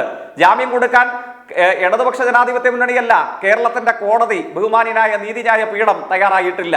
പിന്നെ ഇപ്പോൾ ഉയർന്നു വരുന്ന പ്രശ്നം എന്താണ്? നിങ്ങൾ വീട്ടിൽ കയറി അറസ്റ്റ് ചെയ്തില്ലേ? ഞങ്ങളുടെ നേതാവ് ഗുരുതരമായ ആരോഗ്യ പ്രശ്നമുള്ള ആളല്ലേ? ഇതൊക്കെയാണ് ഉയർന്നു വരുന്ന പ്രയോഗം. വീട്ടിൽ കയറി അറസ്റ്റ് ചെയ്തു പോലും, അല്ലേ? ബഹുരസമാണ്. കാലമെല്ലാത്തിനും മറുപടി പറയുന്നുണ്ട്. ചരിത്രബോധമുള്ള കേരളത്തിലെ ഒരു മനുഷ്യനും മറക്കാൻ പാടില്ല. ഞാൻ ഇപ്പോഴും ഓർമ്മിക്കുന്ന ഒരു ദൃശ്യമുണ്ട്. കേരളത്തിലെ കോഴിക്കോട് ജില്ല CPIM-ന് അതിശക്തമായ സ്വാധീനമുള്ള കേരളത്തിലെ ഏറ്റവും പ്രധാനപ്പെട്ട ജില്ലകളിലൊന്നാണ്. അവിടുത്തെ ഏറ്റവും വലിയ ബഹുജന പ്രസ്ഥാനമാണ് CPIM. അവിടുത്തെ ജില്ലാ സെക്രട്ടറി ആയിരുന്ന സഖാവ് B. മോഹനനെ എങ്ങനെയാണ് അറസ്റ്റ് ചെയ്തത്? എൻ്റെ ഓർമ്മകൾ ശരിയെങ്കിൽ M. ദാസന്റെ അനുസ്മരണ ചടങ്ങിൽ പങ്കെടുത്തതിന് ശേഷം തിരികെ കാറിൽ മടങ്ങുകയായിരുന്ന P. മോഹനനെ കേരളത്തിലെ ഏതാണ്ട് എല്ലാ ദൃശ്യമാധ്യമങ്ങൾക്കും ഇന്ന് ED ചെയ്യുന്നത് പോലെ വിവരം ചോർത്തിക്കൊടുത്ത് ദൃശ്യമാധ്യമങ്ങളിൽ സചിത്ര വാർത്തയും ദൃശ്യങ്ങളും ഒപ്പിയെടുക്കാൻ കഴിയും വിധം അവരുടെ സഹായത്തോടുകൂടെ വണ്ടി വളഞ്ഞ് വാഹനം ചേസ് ചെയ്ത് ഒരു കൊള്ളക്കാരനെ, ഒരു ഗുണ്ടാ സംഘത്തിന്റെ നേതാവിനെ പിടികൂടുന്നത് പോലെയാണ് അന്ന് മോഹനൻ മാഷെ അറസ്റ്റ് ചെയ്തു കൊണ്ടുപോയത്. ആദരണീയനായ കേരളത്തിന്റെ മുൻ വൈദ്യുതി വകുപ്പ് മന്ത്രി ഉണ്ടായിരുന്നില്ലേ സഖാവ് M. മണി? ഏത് രാത്രിയുടെ മറവിലാണ് അദ്ദേഹവും ജീവിത പങ്കാളിയും കുടുംബവും ഒക്കെ താമസിച്ചിരുന്ന വീട്ടിലേക്ക് അതിക്രമിച്ച് കയറി പോലീസ് അദ്ദേഹത്തെ പിടിച്ചു കൊണ്ടുപോകുന്നത്? എങ്ങനെയായിരുന്നു സഖാവ് P. ജയരാജനെതിരെ നിങ്ങൾ സ്വീകരിച്ച സമീപനം? ഇവരാരും ഏതെങ്കിലും ഒരു സംഘടനയുടെ വ്യാജ ID ഉണ്ടാക്കി തട്ടിപ്പുകാരായി വന്ന ആളുകളല്ല. കേരളത്തിലെ ഉപതെരഞ്ഞെടുപ്പുകളിൽ തന്നെ ഏറ്റവും വലിയ ഭൂരിപക്ഷത്തോടുകൂടെ കേരള നിയമസഭയിലേക്ക് നടന്നു കയറിയ ആളാണ് സഖാവ് P. ജയരാജൻ. സഖാവ് M. മണി കണ്ണഞ്ചിപ്പിക്കുന്ന ഭൂരിപക്ഷത്തോടുകൂടെ കേരളത്തിൽ വീണ്ടും വൈദ്യുതി മന്ത്രിയുടെ കസേരയിൽ വന്നു, വീണ്ടും നിയമസഭാ സാമാജികനായി. കേരളത്തിലെ ഏറ്റവും അതിശക്തമായ പ്രസ്ഥാനമുള്ള കോഴിക്കോട് ജില്ലയിൽ CPIM-നെ നയിക്കുന്ന ഒരു വ്യാജ ഐഡിയുടെയും സഹായത്തിലല്ല, സത്യസന്ധമായ പൊതുപ്രവർത്തനത്തിന്റെ, ത്യാഗതരപരമായ രാഷ്ട്രീയ പ്രവർത്തനത്തിന്റെ അടിസ്ഥാനത്തിൽ CPIM-നെ നയിക്കുന്ന ആളായിരുന്നു സഖാവ് P. മോഹനൻ. ഇതിന്റെ 1000-ലൊരംശം യൂത്ത് കോൺഗ്രസിന്റെ സംസ്ഥാന അധ്യക്ഷൻ എങ്ങനെ ഇറങ്ങിപ്പോയത് നമ്മളെല്ലാവരും കണ്ടതല്ലേ. വെളുവെളുത്ത മുണ്ടും തൂവെള്ള കുപ്പായവും ഇട്ട് സഹജമായ നിലയിൽ ഫോണിലൂടെ സംസാരിച്ച് ചിരിച്ചു കളിച്ച് രോമത്തിൽ സ്പർശിച്ചിട്ടില്ല, രോമത്തിൽ പരിക്കേറ്റിട്ടില്ല യൂത്ത് കോൺഗ്രസിന്റെ സംസ്ഥാന അധ്യക്ഷന്. പക്ഷെ നിലവിളിയാണ്, എന്തൊരു കരച്ചിലാണ്. മറ്റ് ഏതോ ഒരു സിനിമയിലെ കഥാപാത്രം പറയുന്നത് പോലെ ഇവരുടെ കരച്ചിൽ കേൾക്കുമ്പോൾ കൗതുകത്തോടുകൂടെ മറ്റു പല രംഗങ്ങളും ഓർമ്മിക്കേണ്ടതായി വരും. ഞാൻ ഇപ്പോൾ ഓർമ്മിക്കുന്ന ഒറ്റ കാര്യം അതോടെ പറഞ്ഞ് അവസാനിപ്പിക്കാം എന്റെ ഭാഗം. ഈ യൂത്ത് കോൺഗ്രസ് സംസ്ഥാന അധ്യക്ഷൻ ഇന്ത്യൻ തെരഞ്ഞെടുപ്പിനെ അട്ടിമറിക്കാൻ ലക്ഷക്കണക്കിന് വ്യാജ ID ഉണ്ടാക്കിയ കേസിൽ ഇന്ത്യയിലെ തെരഞ്ഞെടുപ്പ് കമ്മീഷൻ കൊടുത്ത കേസിലെ പ്രതിയാണല്ലോ അയാൾ. ആ കേസിനെ കുറിച്ച് ചോദിച്ചപ്പോൾ പരിഹാസത്തോടുകൂടെ പറഞ്ഞൊരു വാചകമുണ്ട്, ഇന്ന് കേരളത്തിലെ ഒരു മനുഷ്യനും മറന്നിട്ടില്ല. ആ വാചകം എന്താണ്? ഞങ്ങൾക്ക് പോലീസിനെ കാണുമ്പോൾ നെഞ്ചുവേദന വരില്ല. ആരെയാണ് ഉദ്ദേശിച്ചത്? RSSകാർ കൊലപ്പെടുത്താൻ ശ്രമിച്ചിട്ട് പാതിവെന്ത ശരീരവുമായി ഇപ്പോഴും നമ്മുടെ മുമ്പിൽ സംഘപരിവാരത്തിന്റെ കൊലപാതക ശ്രമത്തെ അതിജീവിച്ച് ജീവിക്കുന്നു സഖാവ് P. ജയരാജൻ. അദ്ദേഹത്തിന് ആ ശരീരത്തിൽ ആരോഗ്യകരമായ പ്രശ്നങ്ങൾ ഉണ്ടായപ്പോൾ അദ്ദേഹം ആശുപത്രിയിലായി. പക്ഷേ യൂത്ത് കോൺഗ്രസിന്റെ ഇപ്പോഴത്തെ സംസ്ഥാന അധ്യക്ഷൻ എന്ന് പരിഹസിച്ചതാണ് ഞങ്ങൾക്ക് പോലീസിനെ കാണുമ്പോൾ നെഞ്ചുവേദന വരില്ല എന്ന്. രോമത്തിൽ പരിക്കേറ്റിട്ടില്ലാത്ത യൂത്ത് കോൺഗ്രസിന്റെ അധ്യക്ഷൻ കോടതിയിൽ പോയി ഇന്നലെ അലറി നിലവിളിക്കുകയാണ്. എന്റെ കണ്ണിൽ ഇരുട്ട് വീഴുന്നു, എനിക്ക് എന്താണ് സംഭവിക്കുന്നത് എനിക്കറിയില്ല, എന്റെ തലയിൽ രക്തം കട്ടയാകുന്നു, എനിക്ക് നേരെ നിൽക്കാൻ കഴിയില്ല. 24 മണിക്കൂർ മുമ്പ് അദ്ദേഹം കൊല്ലത്ത് നമ്മുടെ കലോത്സവ വേദിയിൽ പോകുന്നു, ക്യാമറ കണ്ണുകളുടെ മുമ്പിൽ വന്നിരുന്ന് പാട്ട് പാടുന്നു, പൊട്ടിച്ചിരിക്കുന്നു, കൈകൊട്ടുന്നു, അഭിനയിക്കുന്നു. കൊല്ലത്തും തിരുവനന്തപുരത്ത് യൂത്ത് കോൺഗ്രസിന്റെ ക്യാമ്പിൽ പോകുന്നു. അപ്പൊ കണ്ണിരിട്ട് വളരുന്നില്ല, അപ്പൊ തലയിൽ രക്തം കട്ടയാകുന്നില്ല, അപ്പം നേരെ നിൽക്കാൻ കഴിയാത്ത ആരോഗ്യ പ്രശ്നങ്ങളുണ്ട് എന്ന നിലവിളിയില്ല. പോലീസിനെ ഒന്ന് കണ്ടപാടെ നിലവിളിയായി, കരച്ചിലായി, കണ്ണിൽ ഇരുട്ട് വീഴുകയായി, തലയിൽ രക്തം കട്ടയാകുകയായി, നേരെ നിൽക്കാൻ വയ്യാന്ന അലമുറയിടയിലായി. ഇത് കേരളത്തിന്റെ സമൂഹം കാണേണ്ടതല്ലേ? മുമ്പൊക്കെ മറ്റേതോ ഒരു ഘട്ടത്തിൽ പറയുന്നത് പോലെ മുമ്പൊക്കെ പിന്നെയായിരുന്നു, അപ്പോഴപ്പോഴെന്ന് പറയുന്നത് പോലെയാണ്. ഈ യൂത്ത് കോൺഗ്രസിന്റെ സംസ്ഥാന അധ്യക്ഷൻ ഇങ്ങനെ നിലവാരമില്ലാതെ, മര്യാദയില്ലാതെ, യാതൊരുവിധ രാഷ്ട്രീയ മര്യാദയുടെയും സീമകൾ പാലിക്കാതെയല്ലേ കേരളത്തിലെ പ്രധാനപ്പെട്ട ആദരണീയരായ പല നേതാക്കന്മാരെയും സംബന്ധിച്ച് വിശദീകരിച്ചത്.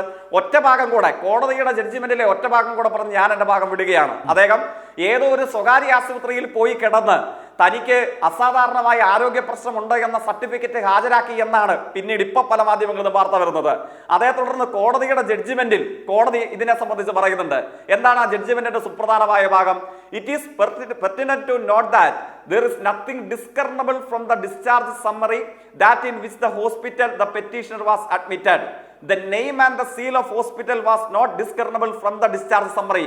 ആശുപത്രിയുടെ പേരും സീലും പോലും ഇദ്ദേഹം ഹാജരാക്കിയ സ്വകാര്യ ആശുപത്രിയുടെ ഡിസ്ചാർജ് സമ്മറിയിൽ വ്യക്തമല്ല. അതും വ്യാജമാണോ എന്ന സംശയമാണ് കോടതി വരികൾക്കിടയിലൂടെ സൂചിപ്പിക്കുന്നത്. It was also specifically stated in the discharge summary that at present the patient was symptomatically better and his vitals are stable. കോടതിയുടെ വിധി പ്രസ്താവമാണ്, ഞങ്ങളുടെ അഭിപ്രായമല്ല. ഇദ്ദേഹത്തിന് ആരോഗ്യപരമായി നിലവിൽ സ്റ്റേബിൾ ആണെന്നും മറ്റ് ആരോഗ്യപരമായ പ്രശ്നങ്ങൾ ഇല്ല എന്നും ഡിസ്ചാർജ് സമ്മറിയുടെ ബലത്തിൽ നമുക്ക് കണ്ടെത്താൻ കഴിയും എന്ന് കോടതി വിധിച്ചിരിക്കുന്നു. എന്നിട്ടാണ് ഈ കരച്ചിൽ, എന്നിട്ടാണ് ഈ മോങ്ങൽ. കേരളം വിലയിരുത്തട്ടെ ഇവരുടെ സമീപനങ്ങളെ സംബന്ധിച്ച്. രോഹിത്, ഇങ്ങനെ കേരളം വിലയിരുത്തിയാൽ ജയ്ക്ക് ഇപ്പോൾ സൂചിപ്പിച്ചതുപോലെ കോടതിയിൽ ഹാജരാക്കിയ ഡിസ്ചാർജ് സമ്മറിയിൽ പോലും കോടതിക്ക് സംശയം തോന്നാവുന്ന ഒരു വ്യാജസ്പർശമുണ്ടോ? നേരത്തെ ജയ്ക്ക് സംസാരിച്ചപ്പോൾ ഒരു പുതിയ പ്രയോഗം കൂടി വന്നു. ഇപ്പോൾ തന്നെ നിങ്ങളുടെ യൂത്ത് കോൺഗ്രസ് പ്രസിഡന്റിനെ ഇവർ വ്യാജ പ്രസിഡന്റ് എന്നാണ് നിരന്തരം വിളിച്ചുകൊണ്ടിരിക്കുന്നത്. ഇപ്പോൾ വ്യാജ ഗുണ്ട സംഘം എന്നുകൂടി ജയ്ക്കിൻ്റെ ഒരു പരാമർശം കാണുകയുണ്ടായത്. അതുപോലെ തന്നെ ഈ രാഹുലിൻ്റെ ഒരു പഴയ വീരവാദം ഇപ്പോൾ വലിയ ട്രോളായി മാറുന്നുണ്ടല്ലോ, അതും ജയ്ക്ക് പരാമർശിച്ച ഒരു അവസ്ഥയുണ്ട്. ഇതാകെ മൊത്തം എന്തായി നിങ്ങളുടെ വിലാപം, കരച്ചിൽ കേരളത്തിനൊരു തമാശയായി മാറുന്നുണ്ടോ? ഈ ശരത്ത്, നിങ്ങൾ രണ്ടു പേർക്കും കൂടി ഏകദേശം 15 മിനിറ്റ് ഒരു തടസ്സവും ഇല്ലാതെ, ശരത്തിന്റെ ഒരു ശബ്ദവും പോലും ഇല്ലാതെ അവർ സംസാരിച്ചു കഴിഞ്ഞിരിക്കുകയാണ്. അപ്പൊ അതിനനുസരിച്ച് തന്നെ എനിക്കും സംസാരിക്കേണ്ടി വരും. ഇവിടെ ഇവര് സൂചിപ്പിച്ചു, ഈ സെക്രട്ടേറിയറ്റ് മാർച്ചുമായി ബന്ധപ്പെട്ട് FIR വളരെ കൃത്യമായിട്ട് ഇവിടെ വായിച്ചു. അതിലെ സെക്ഷൻസ് ഒക്കെ ഇവിടെ പറയുകയുണ്ടായി. ഞാനൊരു FIR അങ്ങോട്ട് വായിക്കാം. അത് പഴയങ്ങാടി പോലീസ് സ്റ്റേഷനാണ്. 1254/2023 സെക്ഷൻസ് 143, 147, 148, 341, 323, 324, 307, 149. ഞാൻ ഇതിൽ പറയുന്ന കാര്യങ്ങളോട് ഞാൻ വളരെ ചുരുക്കിയാണ് പറയുന്നത്. 20/11/2023 തീയതി 5:30 മണിക്ക് 7 എരിപുരം KSCB ഓഫീസിന് സമീപം CPM, DYFI, SFI പ്രവർത്തകരായ 1 മുതൽ 14 പ്രതികൾ കണ്ടാലെ അറിയുന്ന 20 പേർ കുറ്റം ചെയ്യണമെന്ന ഉദ്ദേശത്തോടും കരുതലോടും കൂടി ന്യായവിരോധമായി സംഘം ചേർന്ന അന്യായക്കാരന്റെ കൂടെ ഉണ്ടായിരുന്ന യൂത്ത് കോൺഗ്രസ് പ്രവർത്തകനായ സുധീഷ് വെള്ളച്ചാൽ എന്നയാളെ തടഞ്ഞു നിർത്തി കൊല്ലണമെന്ന ഉദ്ദേശത്തോടു കൂടി, അത് ഒന്ന് ഇൻവെർട്ടഡ് കോമലേറ്റർ നല്ലതാ, കൊല്ലണമെന്ന ഉദ്ദേശത്തോടു കൂടി മാരകായുധമായ ഹെൽമറ്റും ചെടിച്ചട്ടിയും ഇരുമ്പുവടിയും ഉപയോഗിച്ച് തലക്കടിച്ച് പരിക്കേൽപ്പിച്ചു. തടയാൻ ചെന്ന അന്യായക്കാരനെ മറ്റു യൂത്ത് കോൺഗ്രസ്കാരനെ അടിച്ചു പരിക്കേൽപ്പിച്ചു. ഈ കേസിൽ ഞാൻ നേരത്തെ സൂചിച്ചിട്ടുള്ള ഇരട്ട നീതി എന്ന് പറയുന്ന വിഷയം ഇവിടെയാണ് ഉന്നയിക്കപ്പെടുന്നത്. ഈ കേസിനകത്ത് പ്രതികൾക്കെതിരെ നിങ്ങൾ എന്ത് നിലപാട് സ്വീകരിച്ചു? ഇവിടെ മറുപടി പറയണം. ഇനി ഞാൻ മറ്റൊരു FIR കൂടി വായിക്കാം. അത് ഇവരുടെ ഏറ്റവും പ്രധാനപ്പെട്ട ഒരു നേതാവാണ്. ആ കേസ് രജിസ്റ്റർ ചെയ്തിരിക്കുന്നത് എറണാകുളത്തെ ടൗൺ നോർത്ത് പോലീസ് സ്റ്റേഷനാണ്. Crime number 1768/2018, 323, 324, 455, 308, 506, 427 and IPC and 458 IPC. ആരാ പ്രതി അറിയോ? SFIയുടെ ഇന്നത്തെ സംസ്ഥാന സെക്രട്ടറിയാണ് പ്രതി. തട്ടിക്കൊണ്ടുപോയി പിന്നെ അദ്ദേഹത്തെ കൊലപ്പെടുത്തണമെന്ന ഉദ്ദേശത്തോട് കൂടിയിട്ട് പിന്നെ ഈ തരത്തിൽ കേസിൽ പ്രതി ചേർക്കപ്പെട്ട ആർഷോ. ഇനി ഗാന്ധിനഗർ പോലീസ് സ്റ്റേഷൻ കോട്ടയം ഒരു കേസ് രജിസ്റ്റർ ചെയ്തിട്ടുണ്ട്. Crime number 2084/2021, section IPC 354A. നിങ്ങൾ കൃത്യമായി ശ്രദ്ധിക്കണം. 354 SC/ST അട്രോസിറ്റി ആക്ട്. ആർക്കെതിരെ അറിയോ? SFIയുടെ സംസ്ഥാന സെക്രട്ടറി ആർഷോക്കെതിരെ എടുത്ത കേസാണ്. ഈ കേസിലൊക്കെ നിങ്ങൾ വീട് വളഞ്ഞിട്ടാണോ പുലർച്ചെയാണോ നിങ്ങൾ അറസ്റ്റ് ചെയ്തത്? അപ്പൊ ഇരട്ട നീതി ഇവര് നടപ്പിലാക്കിക്കൊണ്ടിരിക്കില്ലേ? ഇപ്പൊ ചാലക്കുടിയിലെ പോലീസ് സ്റ്റേഷന്റെ ജീപ്പ് അടിച്ചു കയർത്ത് അത് തടയാൻ ചെയ്യുന്ന പോലീസുകാരനെയും കയ്യേറ്റം ചെയ്ത് അതിനെതിരെ പ്രതികരിച്ച SIയെ പിന്നെ കൈയും കാലും തല്ലി ഓടിക്കും എന്ന് പറഞ്ഞാൽ അവരോടൊക്കെ നിങ്ങൾ ഏത് സമീപനം സ്വീകരിച്ചത്? ഈ രാഹുൽ മാക്കൂട്ടത്തിനെതിരെ സ്വീകരിച്ച നടപടിയാണോ നിങ്ങൾ സ്വീകരിച്ചത്? ഇനി ഇവിടെ BJPക്കാർ K. സുരേന്ദ്രൻ ഉൾപ്പെടെയുള്ള നേതാക്കന്മാർ പ്രതി ചേർക്കപ്പെട്ട കേസിനോട് എന്ത് സമീപനം നിങ്ങൾ സ്വീകരിച്ചിട്ടുള്ളത്? അപ്പൊ നിങ്ങൾ ആ വക വലിയ വായിലുള്ള വർത്താനമൊന്നും പറയണ്ട. പിന്നെ ഇവിടെ ഈ CPMന്റെ പ്രതിനിധി ഇവിടെ പറഞ്ഞുകൊണ്ടിരിക്കുന്നത് P. ജയരാജന്റെയും അതുപോലെ തന്നെ ആരുടെയാ പറഞ്ഞത്, പിന്നെ MM മണിയുടെ കേസാണെന്ന്. ഈ MM മണിയും P. ജയരാജനൊന്നും തിരുവനന്തപുരത്തെ സെക്രട്ടേറിയറ്റിന്റെ മുമ്പിൽ സമരം നടത്തിയതിന്റെ പേരിൽ പോയി പാതിരാത്രി പോലീസ് അറസ്റ്റ് ചെയ്ത് ജയിലിലേക്ക് വിട്ടതല്ല. എം എം മണി എന്ന് പറയുന്ന മനുഷ്യൻ 1, 2, 3 എന്ന് പറഞ്ഞ് ഞാൻ ആദ്യം വെട്ടിക്കൊന്നു, പിന്നെ കുത്തിക്കൊന്നു, പിന്നെ വെടിവെച്ചു കൊന്നു എന്ന് പറഞ്ഞ് പരസ്യമായി അവിടെ പ്രസംഗിച്ചതിന്റെ പേരിലാണ് സഹോദര അദ്ദേഹത്തെ വെളുപ്പാങ്കാലത്ത് പോലീസ് അറസ്റ്റ് ചെയ്തത്. അല്ലാതെ സെക്രട്ടേറിയറ്റിന്റെ മുമ്പിൽ പോയിരുന്നത് സമരം നടത്തിയതിന്റെ പേരിലൊന്നുമല്ല. ഇനി ഇവിടെ അടുത്ത ആള് നിങ്ങളുടെ പി ജയരാജൻ, ഷുക്കൂർ എന്ന് പറയുന്ന MSF-കാരനെ കൊലപ്പെടുത്തുവാൻ ശ്രമിച്ചു അല്ലെങ്കിൽ കൊലപ്പെടുത്തി എന്ന കേസിൽ, ഗൂഢാലോചന കേസിൽ പ്രതിയേർക്കപ്പെട്ട ആളെയാണ് അറസ്റ്റ് ചെയ്തത്. അപ്പൊ നിങ്ങൾ അവർക്കൊന്നും വിശുദ്ധ പട്ടൊന്നും കൊടുക്കണ്ട. ഒരു സെക്രട്ടേറിയറ്റ് മുമ്പിൽ സമരം നടത്തിയതിന്റെ പേരിലൊന്നല്ല UDF-ന്റെ ഗവൺമെന്റ് പി ജയരാജനെയും അതുപോലെ തന്നെ എം എം മണിയൊന്നും അറസ്റ്റ് ചെയ്തതെന്ന് ഈ CPM-ന്റെ സഹോദരൻ ഒന്ന് മനസ്സിലാക്കി വെക്കുന്നത് നല്ലതാണ്. അപ്പൊ കേരളത്തിൽ ഏകപക്ഷീയമായി പ്രതിപക്ഷ നേതാക്കന്മാരെ ഇന്ത്യയിൽ എങ്ങനെയാണ് മോദി കൈകാര്യം ചെയ്തത്, അതുപോലെ കേരളത്തിൽ ഈ ഇടതുപക്ഷ നേതാക്കന്മാരും CPM-ഉം പിണറായി വിജയനും വേട്ടയാടുമ്പോൾ അതിനെതിരെ പ്രതികരിക്കും, അത് ശക്തമായി തന്നെ പ്രതികരിക്കും. പിന്നെ ഇവിടെ വ്യാജ ഐഡന്റി കാർഡിന്റെ കഥകളൊക്കെ ഇവിടെ പറഞ്ഞല്ലോ. DYFI താങ്കൾ ഉൾപ്പെടുന്ന കമ്മിറ്റിയാണോ പരാതി കൊടുത്തത്?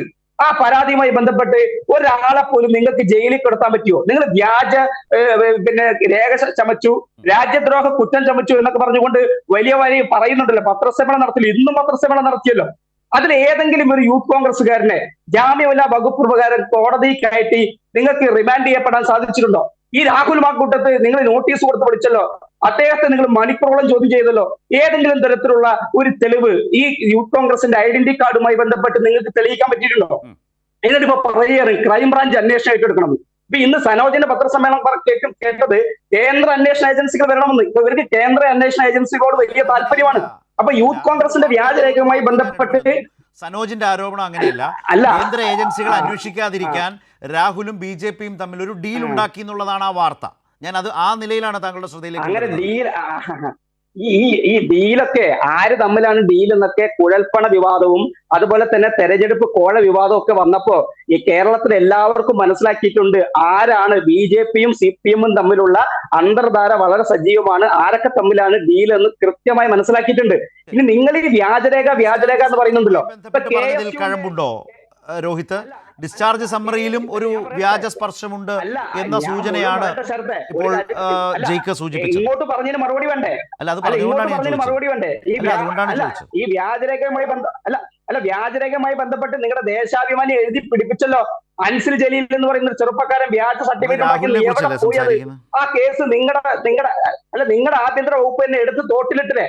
നിങ്ങളുടെ പോലീസ് തന്നെ പറഞ്ഞില്ലേ അത് രാഹുലിന്റെ ഇന്നലെ കോടതിയിൽ കൊടുത്ത വളരെ സ്ട്രെയിറ്റ് ആയിട്ട് ഗുരുതരമായ ഒരു വിഷയമാണ് അവതരിപ്പിച്ചത്. രാഹുൽ ജാമ്യം നേടാൻ വേണ്ടി മജിസ്ട്രേറ്റ് കോടതിയിൽ കൊടുത്ത എന്താണ് പറയുന്ന ആശുപത്രി റിപ്പോർട്ടിലാണ് ഇത്തരം സംശയങ്ങൾ ജനിക്കുന്നത്.